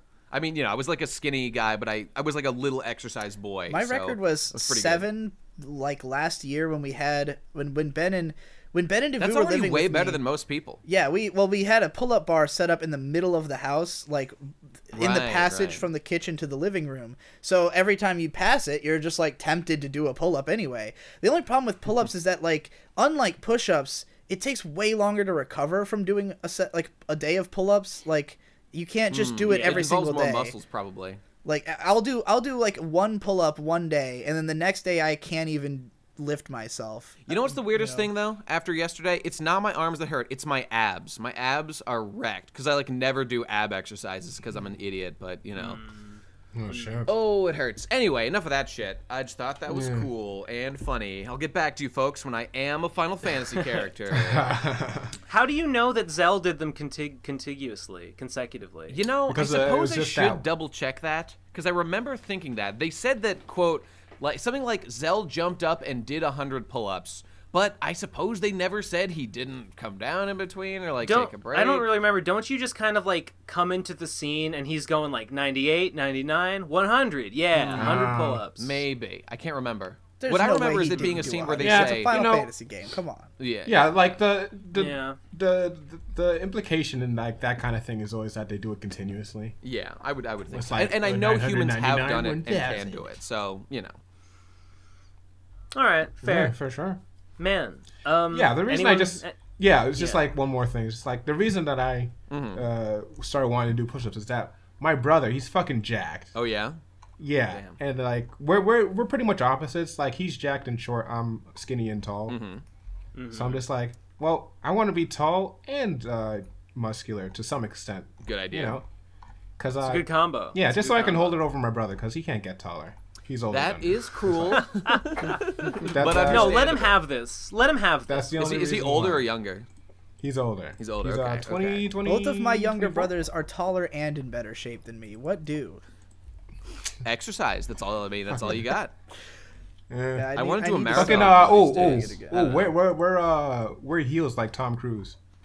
Yeah. Base Tom. He's my god, my icon.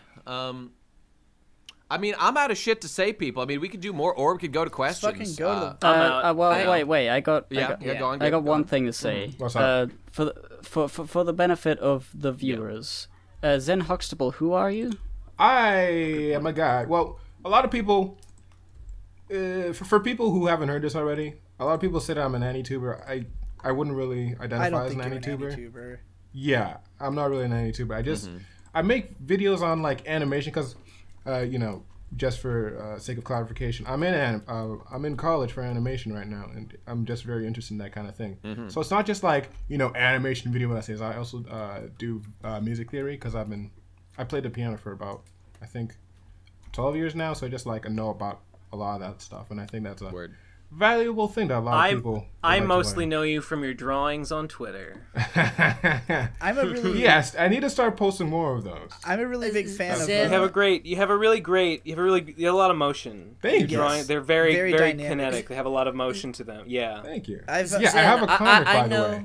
I know basically nothing about I've heard, you. I've heard that you have a comic. I haven't checked it out yet. I will. I did this comic for Inktober. That was a lot of fun.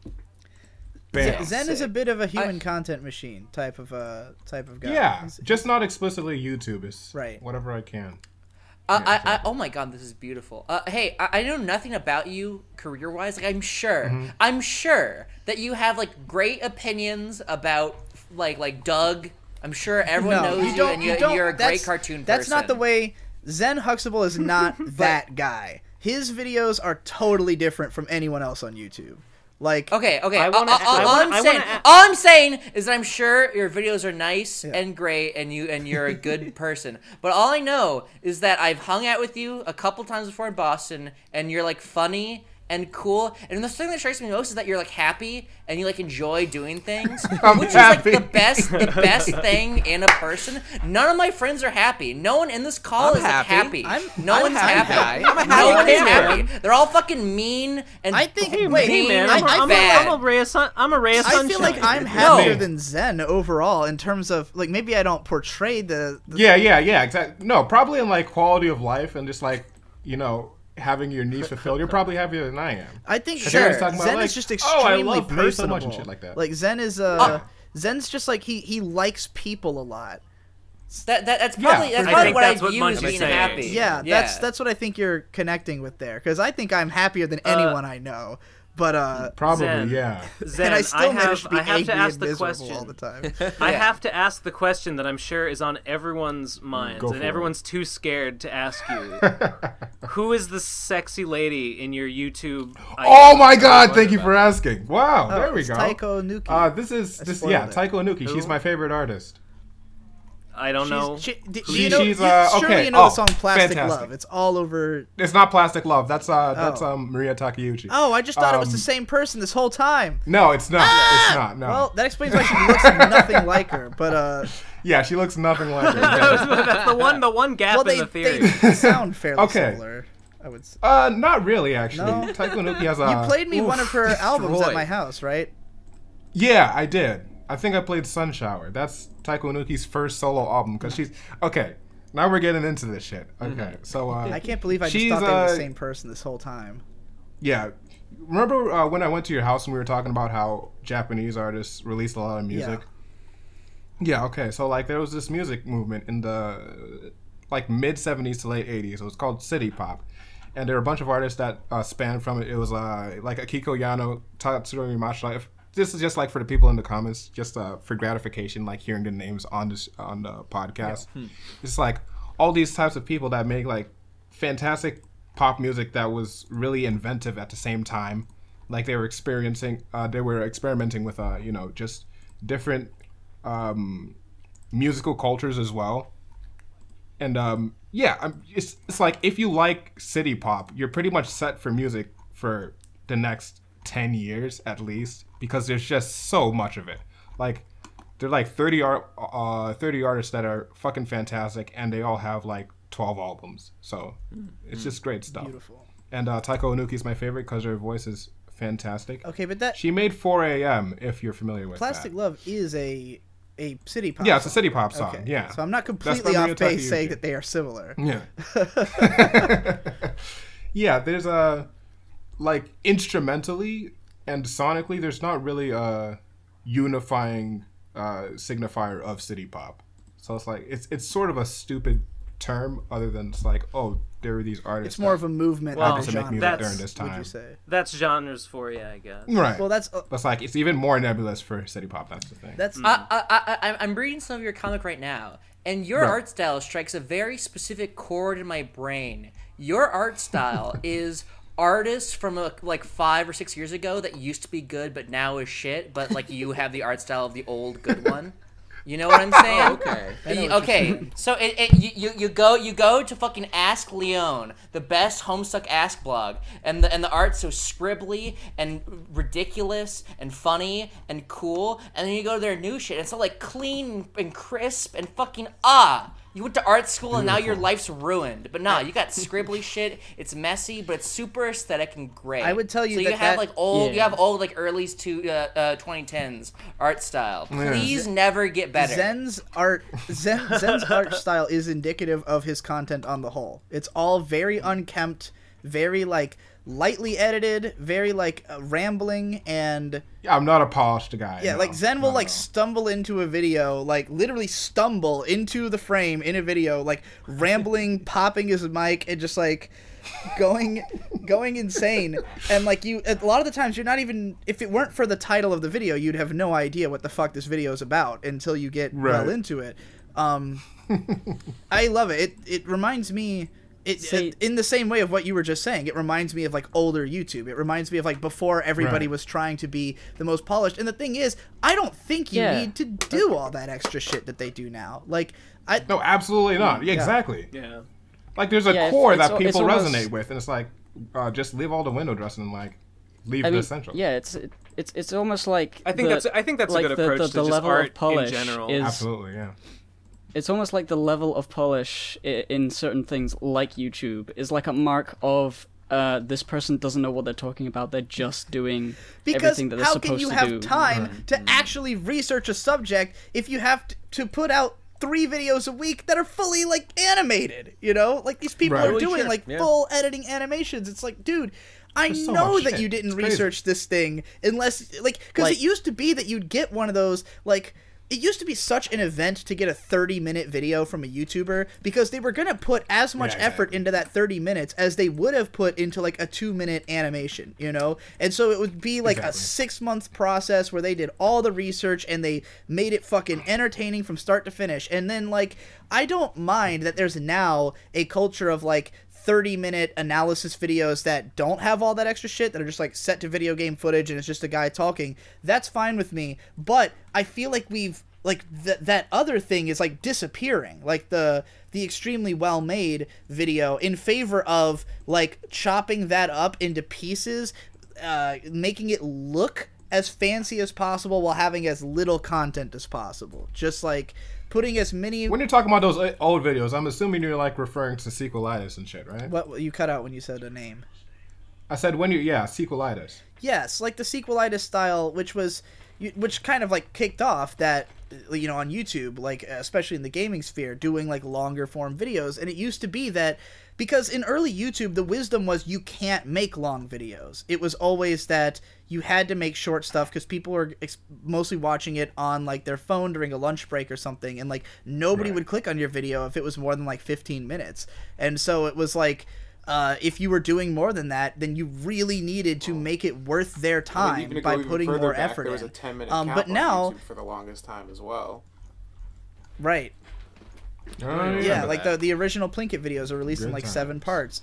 So like I like that that we have normalized longer content and that there's more of it coming out, but I feel as though the way that YouTube is structured right now, it's so disincentivized to ever make a like big epic video that no one's gonna fucking do it anymore unless they're doing it in the background like Nate, and it takes twice as long as it even would have before because he has to make Whaddup and shit, you know. Viewers, please open up the show notes so that this audio section makes sense. How do you go from this to this? Whoa. Oh, that's what you're talking about. Okay. Gotcha. Yeah, it's. I mean, the second one's not bad. Here's It's the thing, not yeah, bad, but it's not way bad. It's just that different and not cool. the background and the character art, it just doesn't match. Yeah, that's not what. at Yeah, all. the background And looks there's so much great. like The weird looks... filters on it, like Alright. the weird, bizarre bloom. In a way. Yeah. It's muddy. It's a muddy image. No, it's just like if I feel like they're in like this sort of metamorphosis where they're getting a handle on that sort of background thing. And I feel like but look at some this point, old shit. It's so colorful and beautiful and Yeah, I love it. sketchy and energetic. Oh my god. Yeah. I think people just get like they don't want to be complacent. It's like, Sure. yeah, they got bored with their style because they were I just would never doing say it this so art's much. bad because I don't even think it's bad. I'm just saying it's different No, I get than what what you're I saying. remember them for. I get what you're saying. It's like they're just leaving something that they were comfortable with for something that's, different. Gib, but... trample on him. Trample on him, Gib. Just say your thing. I Just crush He's him. the guest. Nah, go for it. No, Right. crush. I pretty much please. finished my fucking- thought, don't worry. Okay, good. I was waiting for it. The other day, relating to this, I uploaded an image of a character I designed called So good. Clarissa Gunsmoke. Yeah. On Twitter. That in the show notes, too. Yeah, and everyone loves it, and it was like, oh wow, cool. Like, and the reason it's interesting to me because it's like a really sketchy drawing, but it's like, she's got a big hat that covers her face, and she's got a little smile, and she's got a gun, and she's got big red hair, big poofy red hair, and she's cool. She's got long legs. She's got long but, like, legs, for- too. A big horse. Yes. For a while, And she got big hair. was. Yes, and for a while I was like, man, I want to be good. I want to be like after my current comic is done, which is basically a comic that involves a stick figure with a pumpkin face. Like, I want to draw real, like, arms and legs and stuff. I want to have, like, proper good art. I want to be getting better at art by making art. And what, like, a lot of the time I get stuck thinking about the wrong sort of things. I was trying to design this cowgirl character to have eyes and eyelashes and pupils with the shines in the pupils. And then I was like, I don't know how to make this look good. I'll just hide her face because I can't fucking draw. And then everybody loves it. So like, yeah. that's... What made the... Yeah, that's what you do. That's what great art is. Great art is like the artist like works within like whatever limitations they have. Like, Have you seen that video, Ben, that's been like circulating around Twitter? It's about this guy. He's like a character designer for anime. He was like, I've seen that. Yeah, the anime designers these days are being so ornate. Like, just draw a hat over the eyes if you can't draw eyes, and like no, I haven't. I haven't seen. Okay, well, this. I just want to say real quick that what makes Hippo's design so good is that you can tell that character's personality instantly. Like, the second you look at her, you're like, I could fucking write a story about this character. I know her so well. You know, like, there's so much conveyed in the... It's like a very specific brand of cool. And even for me, the context of knowing Hippo drew it adds a lot as well, because it's clearly his type of character, and like I can imagine how he would write her in a story, you know. So it's like I think that all that contributes a lot. Maybe. And like looking at these ones that that Munchie had posted earlier, it's like the first one has like these very instantly readable, likable expressions that like you immediately know what's going on, and then this other one, you it's can like, click on it and there are more images than you're still in the preview. But right, go ahead. But the other one, like, it has a great facial expression, but like you don't notice that because you're too busy looking at this like all this other shit going on, you know. And like I just think that putting the emotion to the forefront is always going to be the best. Like any good drawing, it's always going to be like, can we like capture the feeling of this? I feel like the That's image is much like, capture the feeling, not the technicality. The art equivalent of what we've been talking about with YouTube. You know, there's like all that extra production put into the second image, whereas like the core of the first one is right there. Yeah, I think that's the context in which he brought it up. Yeah, okay. What I'm about to say feels wrong, and I don't. I value technical skill. I don't want to be the guy who just says, "Oh, just fucking draw cartoons because that's all you need to know." No, technical skill and anatomy and all that is extremely important. However, there's been a thought in my mind that's hard for me to argue with myself, despite how much I want to, and that's if someone like can understand, like literally, like get what you're drawing. That's all that matters. Why would you spend more time doing it? 100% agree. You're not wrong. Resist that temptation to think that you're wrong. The only purpose of technical skill is so that you can convey more difficult things. Like there's some things that you just like. If I'm trying to draw a fight scene, for instance, like you know, like a lot of people have noted about One Punch Man that the original webcomic, in spite of looking like shit, is great because the layouts are so good, and like the guy has such a good knack for. Like it's basically a storyboard of a better comic, but like the storyboards are good. Official Hunter x Hunter printed in Shonen Jump that are worse than the web novel and drawings of ones are. Fair.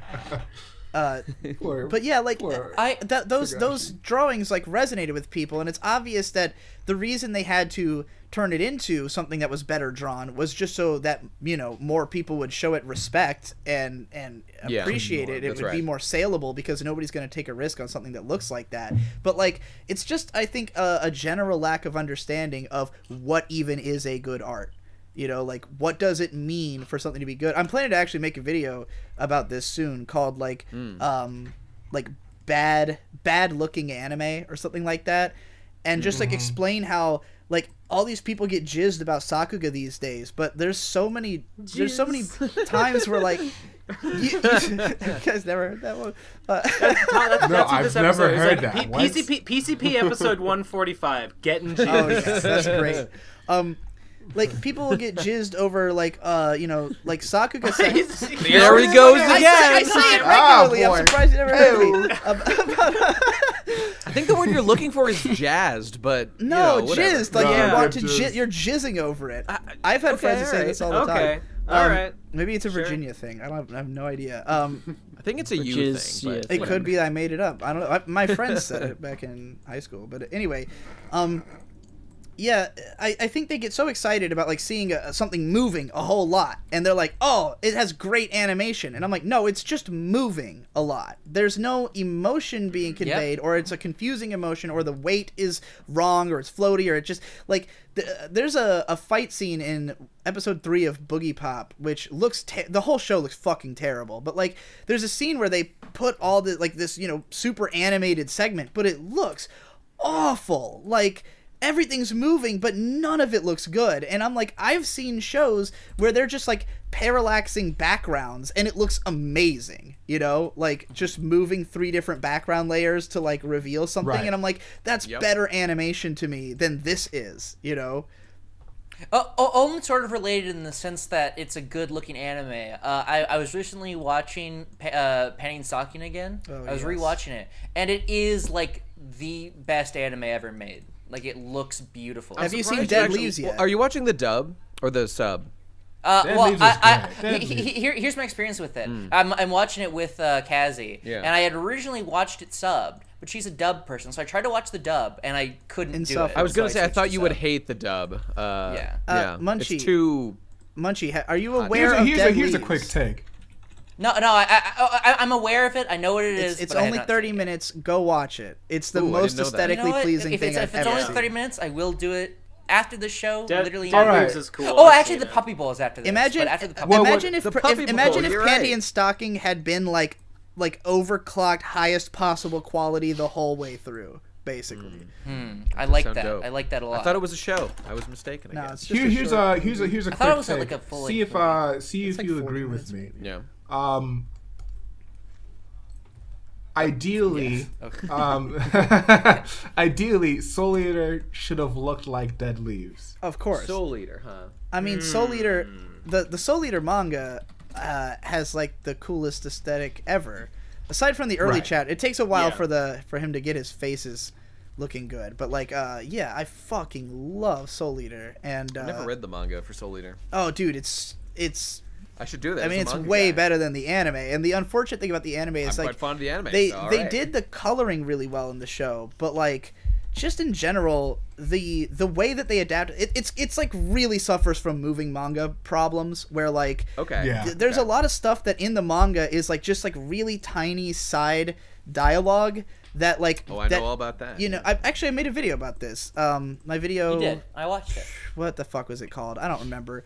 Was it It was the difference between anime and manga pacing. Something. I know the one. Yeah, well, I used Soul Eater as the example in that, where I was talking about how in the first chapter there's these parts where like Shinigami is chopping the dad or whatever and like accosting him, but like in the manga it's like this tiny ass panel that's in between the action happening, so you just kind of gloss over it. You don't really pay attention. But in the anime they have to make that a full screen, fully voiced animated thing that takes like and it 10 feels seconds. way more. Yeah, I don't know. Cheesy it totally and shit. takes away from the tone of the episode, and like the anime gets better as it goes, but the manga, the thing about the anime is that it stops right before the arachnophobia arc, which is by far the best arc of the manga. Like it's I gotta got read the this best thing. fight scenes I've ever seen in a manga series. I wonder if there's a YouTube video that is about Soul Eater and two people discuss it. Hippo, take it away. You didn't like it. Go and it's watch cool. Chibibakas on. Soul Eater's where still is it? cool. Where is The anime's still Chibibakas cool, is on guys. this Welcome to Board James. We're the Chibibakas, and we're James Rolfe. Get ready to play Chibibakas. You like Kari Kano, and that's all that matters. That was my favorite. You know, I can't remember if I've ever said this before, but I watch all of Chibibakas, and I love it, particularly because Hippo almost always feels exactly how I would, and like describes it how I would. Like Hippo, I think just through sheer force of having mostly known about anime through my content over the years, is like the most satisfying person to listen to talk about anime. The only experience I have with anime are your videos. That's literally the only like part of Annie too. Yeah, but like I feel like Annie Hippo takes my videos, like I feel like he agrees with them more, or like takes it to heart. Like when I hear him talk about a show and he's talking about the visuals and what makes the visuals good, I'm like, yeah, that's how I have talked about what makes visuals good in anime. No one else talks about it that way because most people are fucking bad. I guess it's half that and half the fact that I just like being like analysis having a point in general. So like any analysis video that Matthew Matosis is really good, but Joseph Anderson is just sort of slop and it's okay. Well, because he doesn't really have a reason for making the videos other than make it for views. And Matthew Matosis is like the things coming out of his mouth are things that he needs to express. He wants to explain these things. And it just I like that approach. I say it every day. Joseph Anderson is a poor man's Matthew. I mean, Matosis. Matthew Matosis, probably one of the best YouTubers of all time. Period. I'd put him in my yet top 20. And yet I still watch Joseph Anderson. So you know, whatever. Yeah. So. Well, I hate Chibibakas because you guys didn't like S. Cryed, and you were wrong. You were wrong about that robot. That was an interesting. that was a legendary discussion. There is not enough. There is a severe lack of long, boring, dry analysis about video games and shit, like Joseph Anderson and Matthew Matosis, because those are the best channels, the best kind of content to watch ever. Yeah. Wait, Jesse, do you actually mean that there's a severe lack? Because there's a shitload of it now. There's not enough. There is a shitload, but it's not enough. Because I've seen all of them. I've watched all of them. There's not enough. Because you know what it is? Look, I don't know what it is. There's some ineffable quality that Joseph Anderson and Matthew Matosis and Mr. B Tongue have that like Snowball Gaming or whatever the fuck. It's just something about a guy who's not trying to be funny and not trying to impress me, just kind of talking forever and ever and ever about every little detail about a game. But the problem... It's like an audiobook. Yeah. But the problem is that, like, there's technically a lot, but everyone's talking about, like, Fallout and Oblivion, and that's it. Right. Those are the only two games everyone talks about. I want a video like that about every game ever. Video? Yeah, another Fallout game. Yeah, the new Fallout. Not, like, the thing is, I watched Angry Joe's review. I know what he's going to say. I feel like a guy like Matthew Matosis is aware and is like, everyone's going to say the things. I'm going to go talk about, like, if you're like me and you're looking for this shit, and you type into the search bar on YouTube, like, long, boring guy talks about video games, you will just get, like, an endless sea of Fallout and Oblivion and Skyrim and shit. And it's like, enough! There are more games. Long boring guy sounds like a hippo cat. Long boring guy is my favorite genre of he'd YouTube. literally be long. Jesse, I'm really glad that you clarified that because I feel the same way you do. Like I love super long form, dry analysis, and like Matthew Matosis is by far the best. Noah Caldwell Gervais, watchable sometimes. Yeah.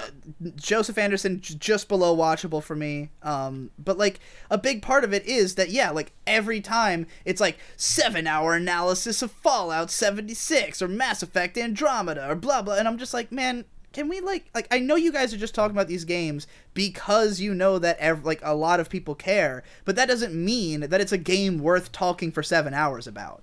You know, like when Matthew Matosis put out his God of War video that was 30 minutes long, I felt like that was so comprehensive. I was like, how could you possibly have anything to add? And then Joseph Anderson made the 3-hour one, and I was like, I'm not watching that because I already know. I've already gotten the full experience. I feel like I played the game after watching Matthew Matosis' video. That's fair. You know that one Omega Ruby video or whatever that's like 8 hours long? By Shay. I still want to watch that. It is. But It is a good video. I watched some of it, but like I feel like it's just the length with just drawing people to it. It probably didn't need to be 7 hours. It could have been trimmed, but I don't think it ever is like pointless. I don't think any of it is like a complete waste of time. It's so I comfy think it's good. and homey, and he's so funny. Yeah, that's just why like, I want to listen it's to it. just nice, and like you can listen to it in chunks, like because we listened to it over the course of like almost a week, like just throwing it on when there was nothing else to do. And like at first I wasn't that interested. Like at first it kind of felt like a dry analysis video, but like there's so many times that he just like breaks away to tell little stories or joke around or just like. And it somehow it feels unscripted at times. Like it almost feels like kind of like Ben's poo videos. I would say it's comparable to those. Yeah. In fact, that's exactly what it's like. Is Ben's poo videos, but one that lasts 7 hours. I mean, if you think about it, it's really just that he made a series of videos, but put them all into one video and rendered it as a 7-hour thing. Yeah, that's true. You know, you could look at it that way. I mean, the thing is that the guy had come back from like a 4-year hiatus when he did that or something, so it's like it wasn't like he just regularly does long ass videos. He did like a bunch of Sonic videos way the fuck back. He did a bunch that are like clearly trying to be sequelitis while also like responding to sequelitis, and like they're fine. I think he used to comment on me back then because I found out about him from him somehow at the time, but then he like disappeared off the map for a long period, and then he came back and he did like 2 consecutive, like he did like a 30-minute video defending Metroid 2. And then like immediately afterwards a like 7-hour Pokemon Ruby video that he clearly had made them both in the time. I don't know if this is just me or something, but I type Omega Rupee into Google autocomplete. It completes 7-hour immediately afterward. And he also hasn't done anything since really. Like he probably needs to relax for a year. I like to believe that he's working on another 7-hour review of like a different Pokemon. Fucking Heart Gold. Tell me why Heart Gold's the greatest game ever made, please. I'll watch another 7 hours. I think what I love about it so much. This man has 9.3 thousand subs. What the fuck? That's the thing. He's not a YouTuber. He's just a guy who is really passionate about Pokemon Omega Ruby. You know, like that's what I would have thought he would have had before this video. I would have thought he would have gotten at least into like the 10K. People don't sub a guy who's not still making shit. I'm shocked. I'm shocked too. That he has under 10K. No fucking How way. many views does this video have? This has 280,000 Gotta be in the, so. 280. So less than I would have expected, honestly. But yeah, for sure. I thought it would be. Yeah, well, you know, the length. How is many of those I'm are not surprised that it's not at like. Yeah, most probably. At least. Well, like you know, 4 or 5. this is a fascinating thing to me. I feel like I listen to a lot of ASMR, and what did it like when I'm listening to ASMR?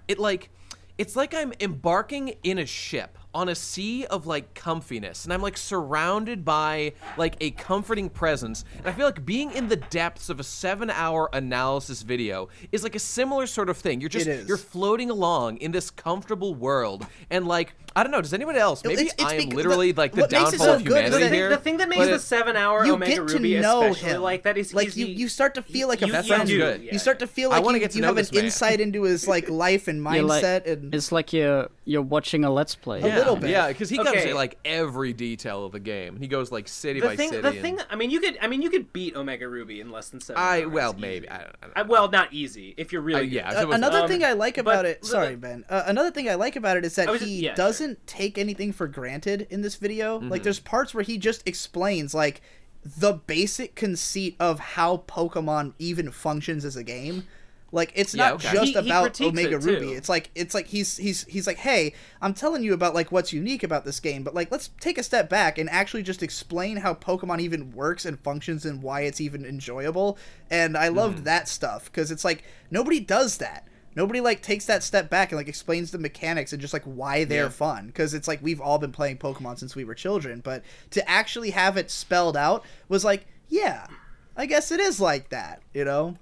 Was cool. Sometimes it do be like that. I think the thing that makes it especially comfy listening is like he goes on digressions and he talks about different aspects of the game, but most of them end up kind of being tributaries off of this river that he's on, but they all kind of flow back into the same sort of theme. Like he sort of returns to the same general idea about like what he's saying about the game, kind of like all the things he talk about kind of lead back into it. So you can kind of like zone out for a while and come back later and like he's talking about a different aspect, but he's kind of making the same like general sort of thesis statements with them. So, you know, it's relaxing. You don't have to pay too close attention. Yeah, that's cool. That's cool. The guy's Scottish.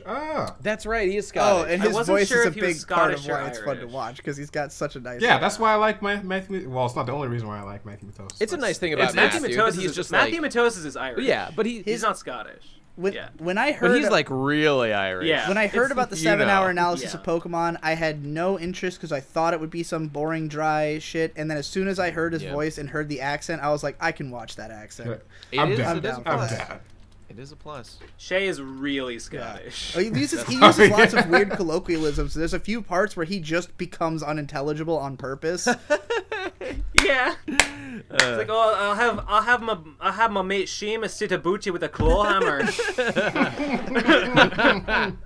All right. We've been talking for a million fucking years. I feel like we should go to the questions. This is the best PCP episode because I didn't get mad at anyone. At no point did I think, wow, I fucking sure hate you. I'm fucking mad that Digi doesn't like the Organization 13 I am a bit hoods. peeved. They're timeless. They tap into something ineffable in the human psyche. I'll tell you right now, they're iconic for a reason. I've always hated them. However, I will say that there is a high likelihood that this has a lot to do with just like trauma and general disdain for people. Because like all the goth kids, all the goth kids I knew in high school who I couldn't stand were all like the types to wear. You sounded like someone who would wear one of these. And then commit a school shooting. I could show you the kind of trench coats that I wore. You know what this means, nothing Ben? like we all that. got to get Organization 13 coats and wear at BronyCon because Digi won't be there to give us shit for it. Yeah, that's a good idea. Hey, I'll be there if they're paying for our flights. Did we ever get a response about that?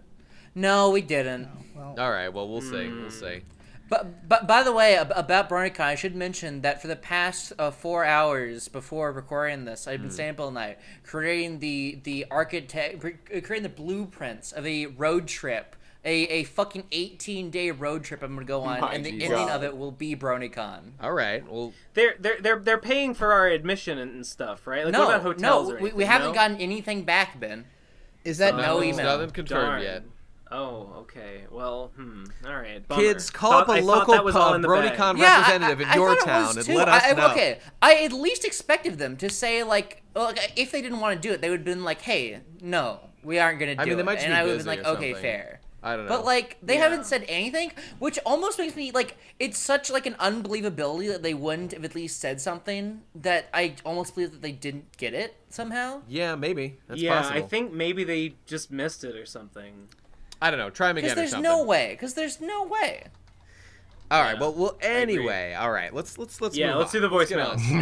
All right. Here we go, people. Let's. Unless anyone's got any last shit. No one's even allowed to speak. Ever let your light shine down. The first place, so, there you go. All right, people. Fucking speak pipe. You know the link. Just down below. Send us your voicemails. How many we got? I have 8. There was 8 today. So less than merciful. Okay, first one is from Toogle Inc. A message from Toogle Inc. Let's see what's up. I don't like that guy. It's got to be a scam. Hey guys, sorry I haven't made a voicemail in a while. I just wanted to talk about the whole college thing and why munching shouldn't go. No. We interrupt this program to bring you a special message from our sponsors. Dicks are so cute. OMG.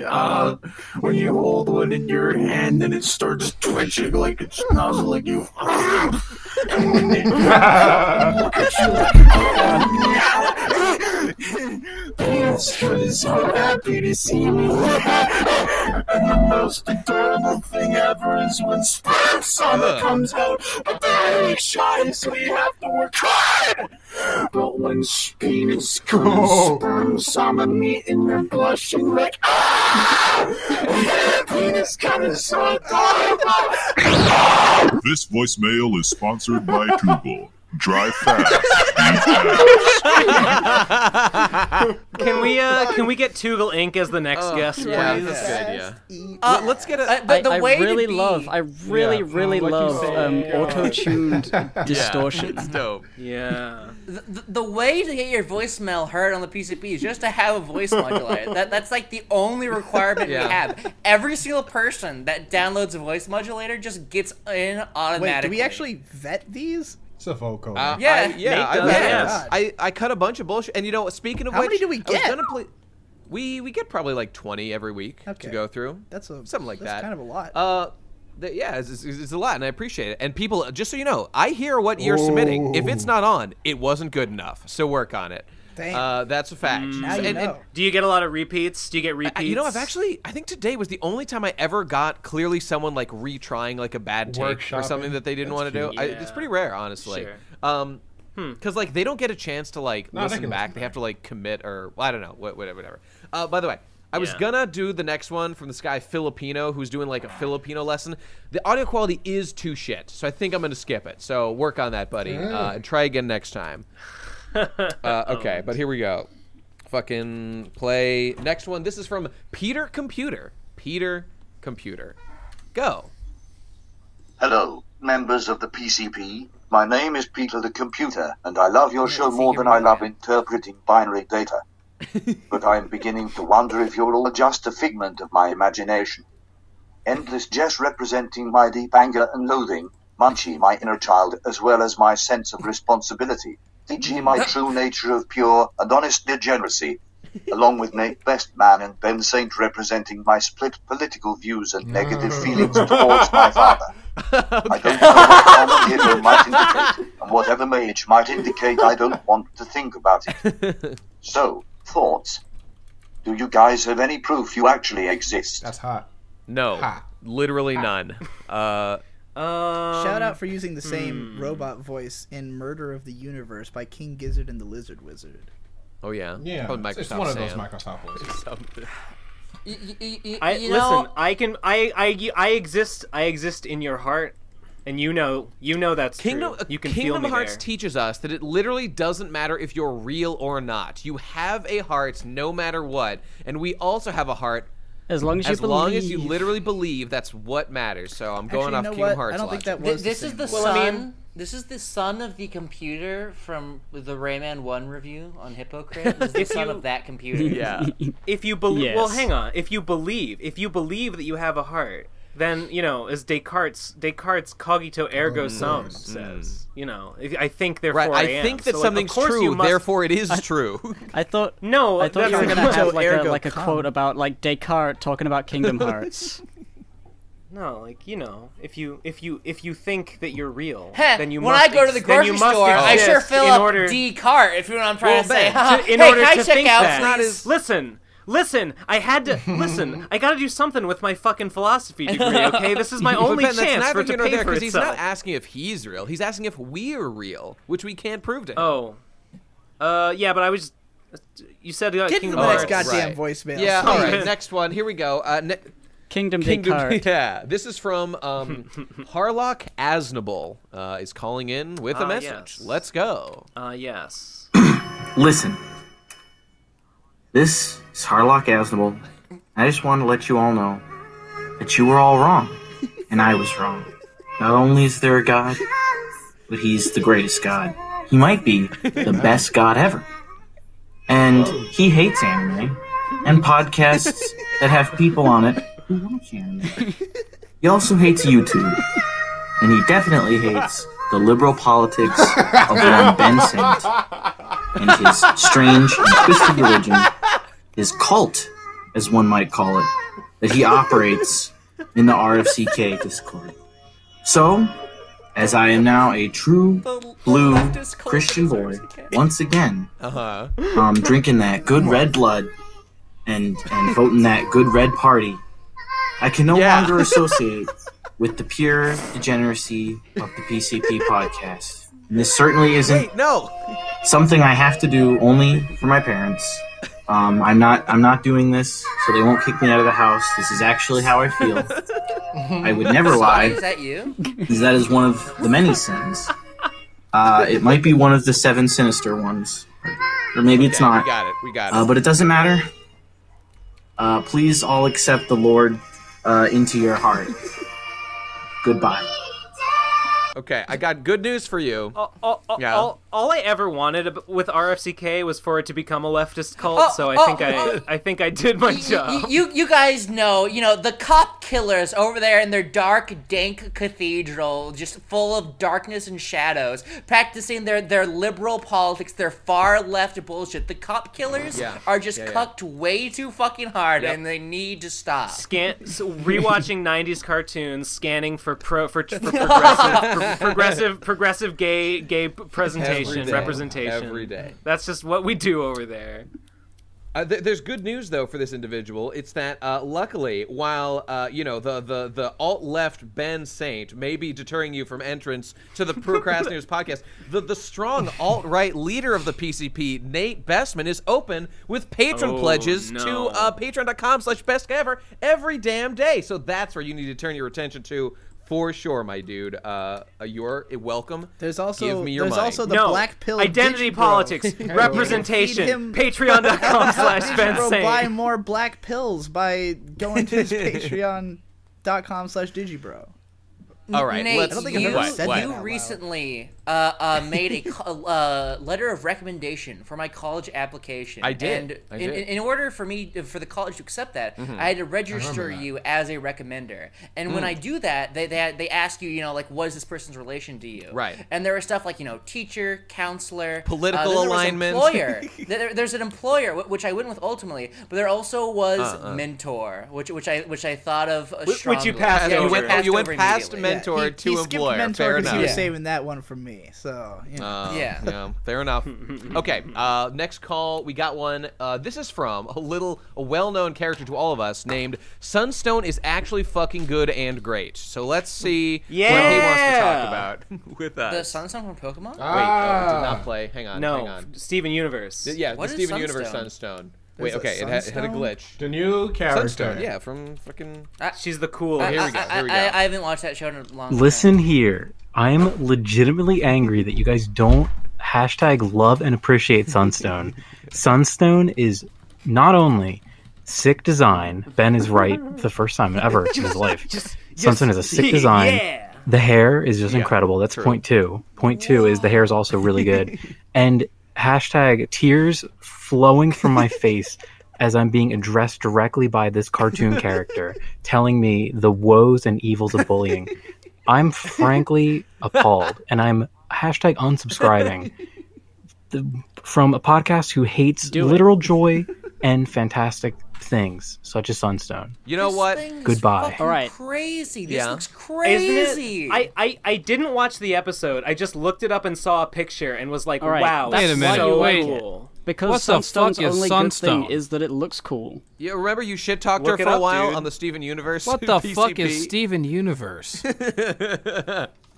Looking back on it, I've just been annoyed, mostly because people are pointing out all over the place in the comments of all sorts of things, and I've been seeing it everywhere. Don't the PCP know that it's a throwback to 90s cartoons? Yes, Like we know, Sonic but it was says? fucking gay in the episode. We know.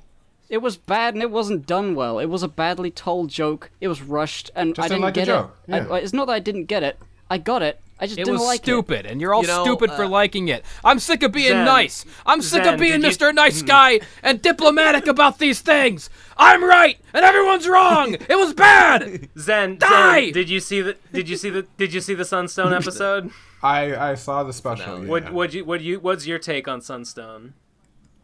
On Sunstone, I actually like Rainbow Quartz 2.0 the best. Oh yeah, re-envisioned. I don't even know what that is. When you get deep into a series, you probably are of the opinion, like, no matter how bad it gets, I gotta finish it, right? Go back to Kingdom Hearts. Like, you played the first ones and they were good, and then you're like, well, I gotta just fucking finish it. That's just an obligation. Yep. But Steven Universe, weirdly, is like, I love Season 1 with all my heart. I think it's a perfect show that resonates with me specifically, very much so.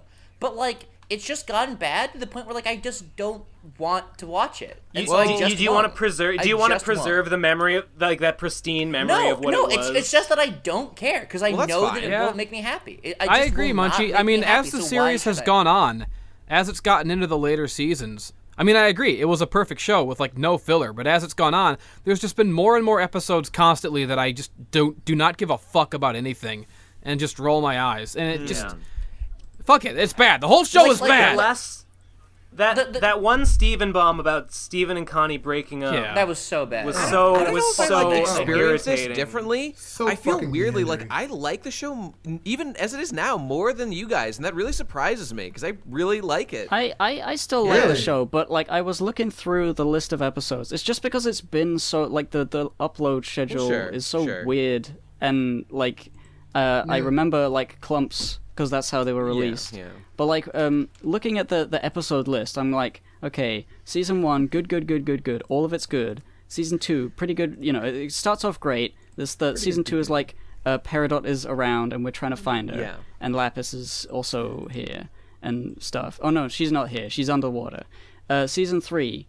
They start to get a few, like, Who Cares episodes. Sure. Season 4, a lot of Who Cares episodes. Season 5 is, like, entirely Who Gives a Flying Fuck, right up until the end where there's, like, a Steven bomb of, like, Homeworld. Yeah, I mean, I suppose. So, like, Season 5 felt, like, awful. Maybe I just don't because remember. of how much of it was, like, oh, another Onion episode. I want to die. This is, like, a weird feeling that I'm probably not articulating the best I possibly can, but to me, Steven Universe doesn't even like feel real. Like I look at clips of it, and I'm like, "There's no way that's like actually happening." Like Steven Universe feels like a show Lars that like being like was a weird space real captain and then guy stopped, or something, and this is like fan-made content. This is like, there's no way that like the story is actually progressed in this way. And then I'll watch like a new episode, and I'll just think like, this is just so far removed from what I wanted the show to be like or what to happen. Like it's so completely different from what I expected or what I wanted.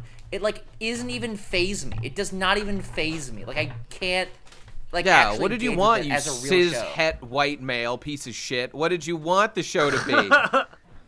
It's hard to explain. Yeah, but okay. We could have a whole discussion about this. I'm well known for hating the gays and hating the trans and hating everyone. You know, I'm singing my theme song every day. Hi-diddle-I-diddle-I-diddle-lee, get me a rope and find me a tree. I too. But nonetheless, I'm still enjoying Steven Universe immensely. I was never a lore fag. I was never like, I want them to explore Homeworld in more depth. But even that part, I don't like the way it turned out. I did want all those things, but in hindsight, I think I was wrong. I cared about Steven as a character, and I cared about the Gyms as characters. And I feel like they have been besmirched. In I mean, it really felt like in the beginning. They definitely fell to the wayside in the face of like, oh no, the world's gonna explode. Dude, oh no, we're gonna die. Straight up, everyone who tries to get in Steven Universe will say Steven's annoying. I've loved Steven from episode 1, and I thought that his arcs were incredible, and I loved them so much.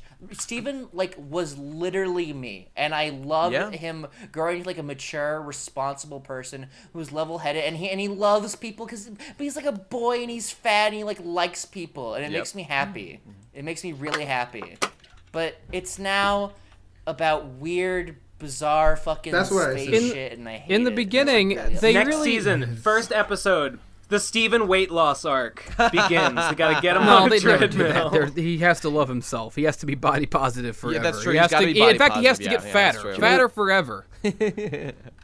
Do you remember that episode where he turned into cats and he thought that was freakish and nightmarish, but also really good. That was the whole episode. You know what? I've been tossing around my head for a while because the way I feel about Steven Universe is the same way I used to feel about Homestuck, where like I know that I don't like it, and like it's just on the tip of my tongue, but I can't fully express it, and I feel like it's been too long since I've watched the show. Like when it started, everything but was Armor like. Retrieval clarified Homestuck for me so much. I have to do the same thing with Steven Universe. Armor Retrieval to Steven Universe soon. Good idea. There was a lot of mystery at first where it was like, oh man, I can't wait to see what the other gems are like and what Homeworld is like and what everything's like. And now we have those answers and it's like, oh, it's all gay bullshit. Yes, everything's fucking gay. Completely 100% agree. I'm feeling very vindicated about not keeping up and then with it's just Steven all Universe bad right now. It's all bad. No. Sure. Wait, say that again? I said I'm feeling very vindicated about not having kept up with Steven Universe since like season 2, episode 6. I mean, yeah, you're not. The show dropped the ball, basically. I mean, that's true. I very much felt like Steven Universe, the creators, they weren't like in the right place to make like a globe universe spanning galactic I still conflicts. thought all of you guys exactly. I just assumed all of you guys still loved this show since you were all still watching it. I mean, I still I watch it. I like it. It's just I watch it for the same reason I still read. Despite season 5 generally being a lot of filler, the bits that aren't filler, I still do like. I did like the ending. ending. There's a big difference between liking and loving. Like back when we did Steven Universe podcast years ago, we were like, "Oh, this is like the best show I've ever seen." Like 9 out of 10. And now you guys are all like, and I'm like, wow. Like people were giving me so much shit over the years for not keeping up with the show. Yeah, did I hear that? Did I hear that cryptid Tom trying to break in? That ghostly whale. I was just gonna say. Oh my god. No, I was just gonna say for me, I think Steven Universe as it stands right now is very similar to kind of how I felt about MLP a lot. Yeah. Where that its biggest strengths was its abilities to have really cool characters and stuff, because like the scope of like the network it was on and like the length of the show and stuff, it really lent itself to like quick little character-centric episodes. But now they're increasing the scope. They're going kind of outside their wheelhouse, and it can't support that. Yeah, that's true. That's true. You know, with MLP, everyone said that like, you know, the finales and stuff and like the adventure episodes are the worst ones, and the ones everyone liked were like the character ones, like Art of the Dress and whatever. And now Steven Universe is now about, like, its overarching story is about the, like, adventure epic stuff. Which has never been its even though it has the same strength, which was its character. The action stuff was always a little bit better. And it's about getting the right blend with Steven Universe, but yeah, still I get the point. Yeah, it's not all bad. Like, I was interested. Like the whole Lapis arc was dope as hell, and I think everybody loved that. But the truth, I mean, sad to say, I liked the diamonds a lot more before I met them. Yeah. Meh.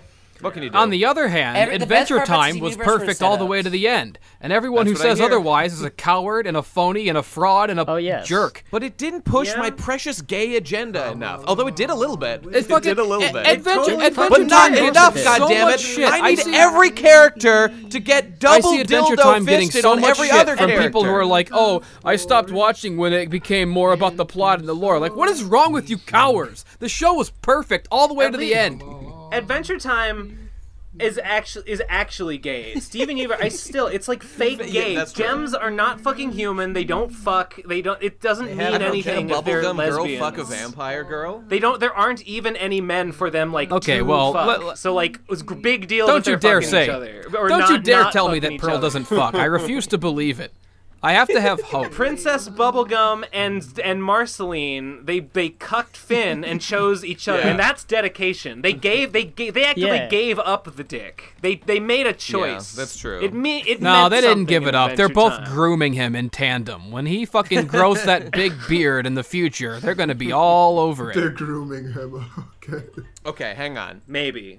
I hope so. Hey, remember secretly voicemails? Yeah, we got 3 more people. Fuck. We got 3 more. Let's continue, shall we? Here we go. Boom.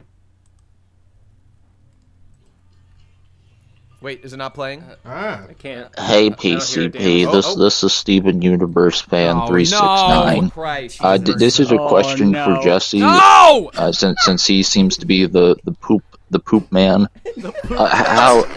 How do you think Pearl poops? Do you think it's like a shiny little or do you think it's a big old stinky log? I'm sorry, that was a peg. An answer quickly would be nice. Yeah, okay. I really need it for my fan fiction. Thank you. Okay, well, first of all, I hate you, and second of all, I didn't hear the question because everyone was laughing too hard. What the fuck would he even say? How does Pearl shit? How does she shit? What's her shits like? Are they little pearly shits or are they big stinking logs? That's what he said. Well, no, I mean, she's obvious. She makes reference to the fact that she hates digesting and hates eating. So obviously, her shits in the past have been very slimy, very hard to wipe. They never wipe all the way. They take forever. She's on the toilet for hours. Just like, why is there so much shit? Why do they never wipe? She's got that problem. She's got a never wipe problem. She's just too much poop. It's too slimy. It's too fucking filthy. She's always got filthy, rancid. You know, the few times that she has put herself through the traumatic experience of eating and digesting food, it's been a bad experience every time. So that's why. So there you go. Her poops are bad. Good lord. Hey, how long do you guys spend her poops are on shits. the toilet on average? As short as possible because it's bad for you. Is what I learned. I'd say couple of minutes. Is it bad for you? You'll get hemorrhoids if you're on the toilet for too long. I spend a lot of time in the toilet just because it's the only place where I feel safe, where no one is gonna fucking bother me. Honestly, I'm at that age. Sure. That's understandable. I don't push too much, but I take my time, 10 to 15. If I'm in and out in under 5 minutes, that's a success. That is during a shit, of course. I always do the sitting on the seat thing to maximize speed. Oh, like putting your feet aerodynamic. up on the seat, you mean?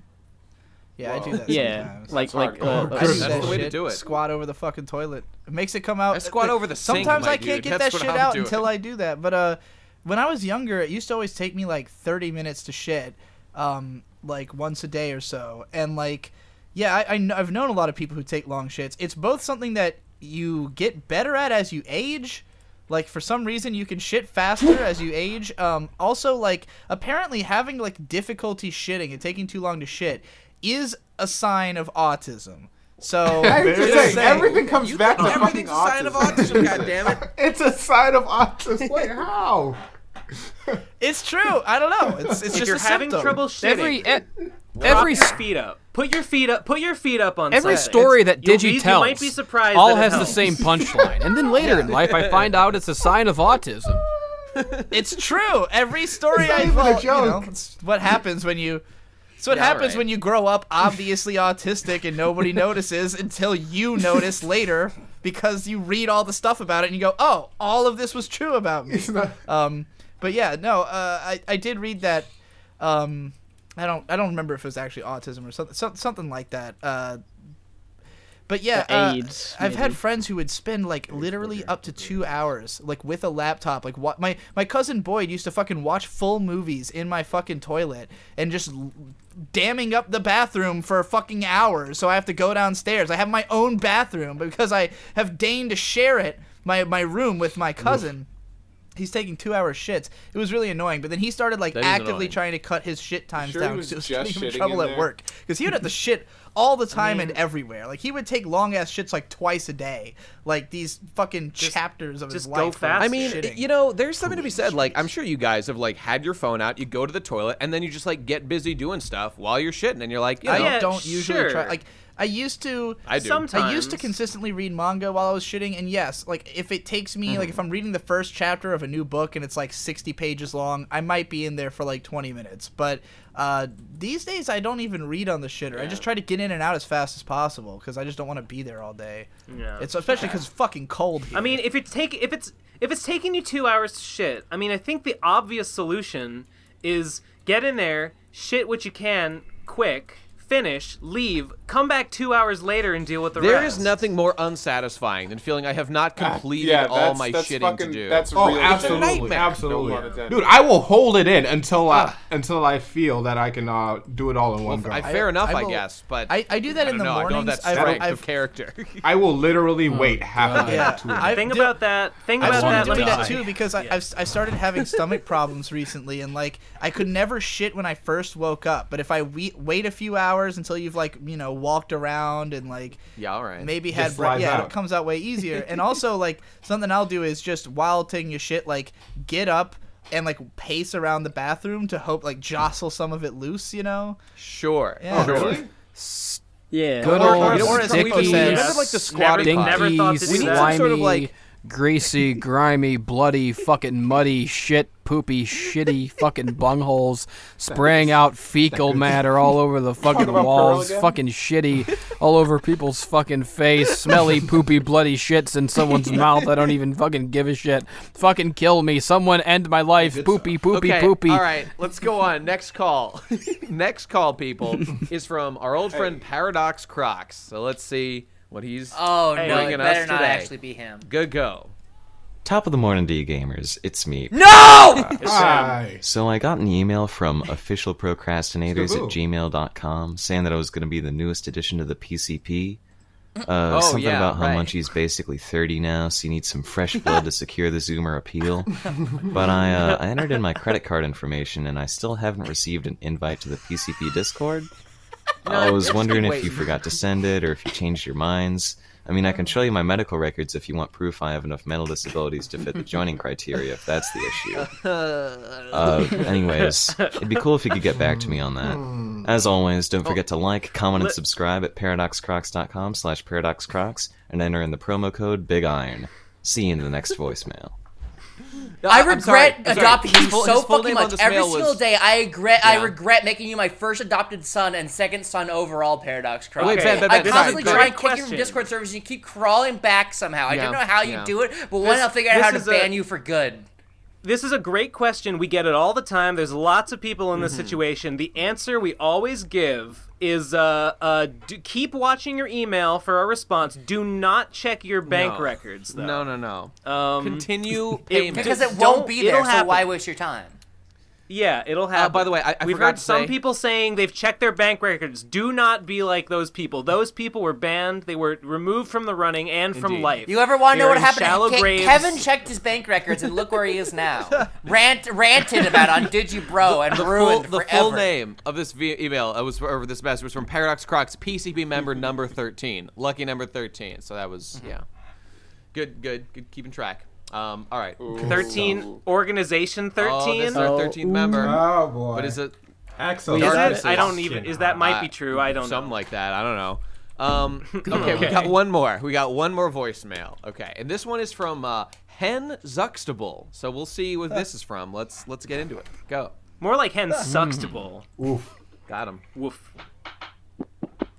Hello? Yes. Hello? Is this thing on? Hi, I won't waste your time. Good. I just want to talk to Zen Huxtable real quick. Oh, yeah, that's me. Hey, what's up? Yeah, it's me, your agent. I was just wondering how much longer this podcast is going to take. It's like another 30 minutes or something. Hi. Well, what's up? Yeah, well, I just wanted to remind you that you're going to be on the Superior Pizza Party podcast right after this. So, sooner the better and all that. Yeah, sure. No problem. Yeah. Oh, yeah, okay. And one more thing. What would you say that the chances are that this gag flopped because of input lag? I wouldn't be surprised. That's the issue with, talking to people online. You sometimes, end up talking over each other and, becomes a whole ordeal and stuff. Yeah, that was it's just I fucking hate it. I just don't like talking to people. Just don't like that. That's why I say I'm a proud gay man. Wow. Oh, there it is. You fucking nailed that, by the way. Very good. No, I don't know how much of the audience will appreciate the fact that Zen was actually responding to himself in that call.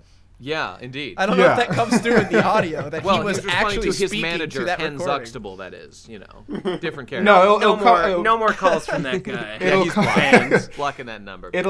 People will know because the audio quality will be different. in the That's true. Yeah, possibly. That's true. It was hard to tell the difference from over the call. Yeah, I couldn't tell. Yeah. I mean, I knew what you were doing because I could see your little That's Discord how lighting I up figured there. it out. Right. That was submitted, by the way, like 10 minutes before the start of the podcast. So slipped it right in there. I thought maybe you had like submitted that like while we were in the call. No, because we've gone on for like 3.5 hours. There would have been time. There would have been I mean, he certainly would not have made the Pizza Party podcast if that was if that is a legitimate concern. Hey, tell those Pizza Party fucks we got a bone to pick with them. Okay, deliver a real personal quick, are you message actually going on the Pizza Party podcast? Of war joke, from me. right? Okay.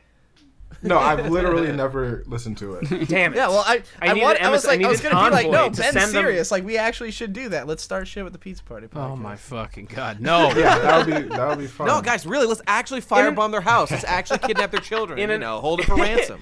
In an abstract sort of intellectual way, I think it would be really funny if we had beef with the Pizza Party podcast. What does that mean, Ben? Please break down the abstract intellectual hate that you have. He means to say that how funny the idea of us having it is great, but the actual practice of doing it sounds like work and a pain, and it would be bad. Yeah, that's what I mean. Yeah, just like allocate like 10 minutes to each episode. Just I don't know anything about them. I've never watched one. I don't fucking know. We said we were going to add jingles. Oh right. Listen. We said we were going to add jingles. We were going to add jingles preceding segments. We should have a shitting on the Pizza Party podcast segment. Someone write a song and submit it, and we'll play it on the thing, and it'll be a jingle about it's time to start talking about how shit the Pizza Party podcast is. And none of us will have ever listened to it at all, so we will just make shit up for 10 minutes. Yeah, that's true. I have no integrity. I will say anything. I will make shit up. I will tell lies about the Pizza Party podcast. I don't even know who's fucking on it, and I'm gonna start shit with them. It just sounds like they're all right pedophiles. They're all gay. Etc. Pushing their alt-right and then simultaneously SJW agenda. They're all these alt-right SJW fucks on the Pizza Party podcast. It's killing me. Purple pill motherfuckers. All right, give us that last voice. It was centrist extremist motherfuckers. All right, that's it, everybody.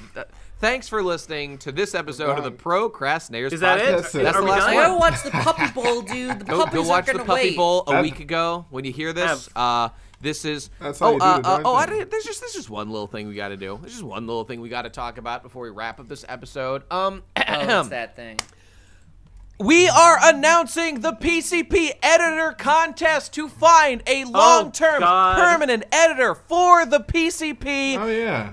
Contest starts today. Link in the description. Look down there. There's a link there to a document that contains all the instructions you need to know about 1, what we're looking for as the actual editor of the PCP, and 2, what you need to do to be entered in the contest. I'm going to break it down for you real short. We have provided for you, I think it's like 5 audio tracks that we would normally use to make a PCP episode. It's like 15 minutes long. You take those, you edit them together with the audio and visual assets. You don't have to use the visual. You don't have to stick to our style. Do whatever you want visually to make that into an example PCP episode. Send that to us on Twitter using the hashtag PCP editor contest. It's all in the document. Make sure you send a video file, an MP3, a thumbnail image for the video on YouTube, and a text file with the description, title, tags, etc., show notes for that episode. It's all in the document. Also, people. tell us how long Read it took you the to document. do it.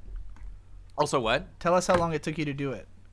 Oh yeah, that's important because read the document, people. I put all the details in there. You need to know, or rather, we will be judging based on like if because. Yeah, go on, Gib. It's because the main thing that you haven't mentioned is that this is a permanent paid position as editor of the PCP. This is not just like you can edit for us for free. This is a thing. Pay you for That's what I'm doing with this episode. Yeah, indeed. Well, but that's how it's going to be, people. So it's like if you're doing you need to submit something that you think you could do for an entire podcast every week. Like don't spend 2 weeks editing this like 10-minute mini episode or whatever and get it back to us like, yeah, and then you can't That's do that. why I'm saying, tell us how long it took you to make it. It took you to make it. Yeah, if you want to provide, I mean, we will be scrutinizing to be like, okay, this guy did a full fucking animation. That's way too much. That probably means he's not the man for the job. So do not go overboard. We're looking for a podcast format. The emphasis is on audio editing because this is an audio show. So, like, hey, I mean, it's all in the document, but if you want to fucking scroll down to the part that's like... I'm going to be checking your fucking levels. Checking your levels. Like, you know, Tom, me, and Gib, and Ben have all done our own little, like, visual syncing with the audio things. Look, if you want to do that, great. We're happy to have it, but do not overburden yourself and make it a big deal. It's supposed to be a small thing, make it slightly more pleasing. The emphasis is on the audio. So keep that in mind, people. Yeah. Keep that in mind. But that said, we're going to pick the best one. Whoever makes the best stuff that's sustainable, wants to get paid, and wants to be a part of the fucking team. And that's it. That's really everything you need to know, I think. So it's in the description. Click that document. It's got everything you need to know. If you got questions, you know, you can send them to @Procrastinators using the same hashtag PCP Editor Contest. I think we might need to make this like ages 16 and up or something for labor law purposes, because we'll be sending 1099s just a disclaimer to them, right? that you have to be legal to work. I don't know what age. I assume it's like 18 plus or something. You can work. I'm gonna put that on you. Might depend on what country they're in. Yeah, it could depend on that. So I guess that's up to you, folks. If you're 16 and you don't know, do us a favor and Google it. If you're legal to fucking work and do this shit. Yeah, I mean, I don't know. If you're over 18, then it should be fine, I think. Or, I mean, just fake your information really convincingly, because then it's not our fault. That's fair, I would think. Anyway, so, that's it. That's do the end of the people. episode. Get excited, people. This is your chance to be a member of your favorite podcast. You're not really a member. Don't listen to that. You're just an editor. Excited. Not a member. Well, that's what I mean. You'll be on the team as editor. But I'm excited to see, like, I don't know, maybe someone will come up with like a really neat visual look and it'll be really cool and it'll be like, hey, I really want this. I don't know. I'm excited to see what people Me too. And again, just to clarify that, remember, this is a paid slave indentured servant position. You are not a member of the PCP by winning this. You are a lowly employee, ragamuffin fuckboy. If we start to get the impression you're trying to Barry Kramer your way onto the show, we're gonna cut you right out. So don't even try. So have no illusion that you will be a friend or respected by us in any capacity other than your pure editing ability. It's purely business. That's what you need to know, people. Don't waste our fucking time if you're shit. Just skip it. Only do it if you're good. And also, you will be laid off at a moment's notice if any of us need extra money for editing at any point. Indeed, of course. We'll try to have general job security here, but like, you know, maybe one day someone's gonna want to be like, hey, I want to do a Deltarune thing that's really cool. We're gonna try to do this rarely to take it away and do the editing. But we want this to be you. I'm talking to you, future winner of this contest. What are we paying? It's gonna be you week to week doing this shit. It's all in the document. Everything you need to know. And by the way, part of the test here is reading the document and understanding it, because that shows professionalism. That shows your ability to follow directions. Don't give them all the hints. Let them figure it out. You're right. Okay, I won't give you all the hints. That's too much already. You've got everything you need to do this. This is like the Hunter exam. I have just received word that I have missed the Puppy Bowl. That this episode went on so fucking long that I missed the Puppy Bowl. The Puppy Bowl's over. What the fuck is I'm the so Puppy sorry. Bowl? Lol. It happens before the fucking Super Bowl every year. What? It's the fucking only good thing about the Super Bowl. Wait. Is that there's a Puppy Bowl. Today, Patriots are in the fucking game versus the Rams. That's really funny that we've gone this whole day, this whole thing. We didn't talk about the Super Bowl. I didn't even know it was happening, but I did hear that. But I did hear that the Puppy Bowl. We're recording this before the Super Bowl, so it's like it's happening. Even if any of us gave a shit, we wouldn't be able to. Guys, let's just be like, we better go on for another 2 hours to talk about football, because that's a pretty important thing we glossed over. My favorite football team is the Miami Dolphins, and also the Dallas Cowboys and other teams that I know. All right, thanks everybody. Well, you know what? I live in Boston, so honestly, I have to. Patreon.com/theprocrastinators. Whatever happened to Barry Sanders? Remember that episode? Barry Sanders, he was a football player. Get in there. Hercules, more like Jercules. Fucking Tom Brady, 6 rings, 7 rings, like the Ariana Grande song. I fucking love it. Don't wanna do I just think JonTron needs, he needs to be redeemed.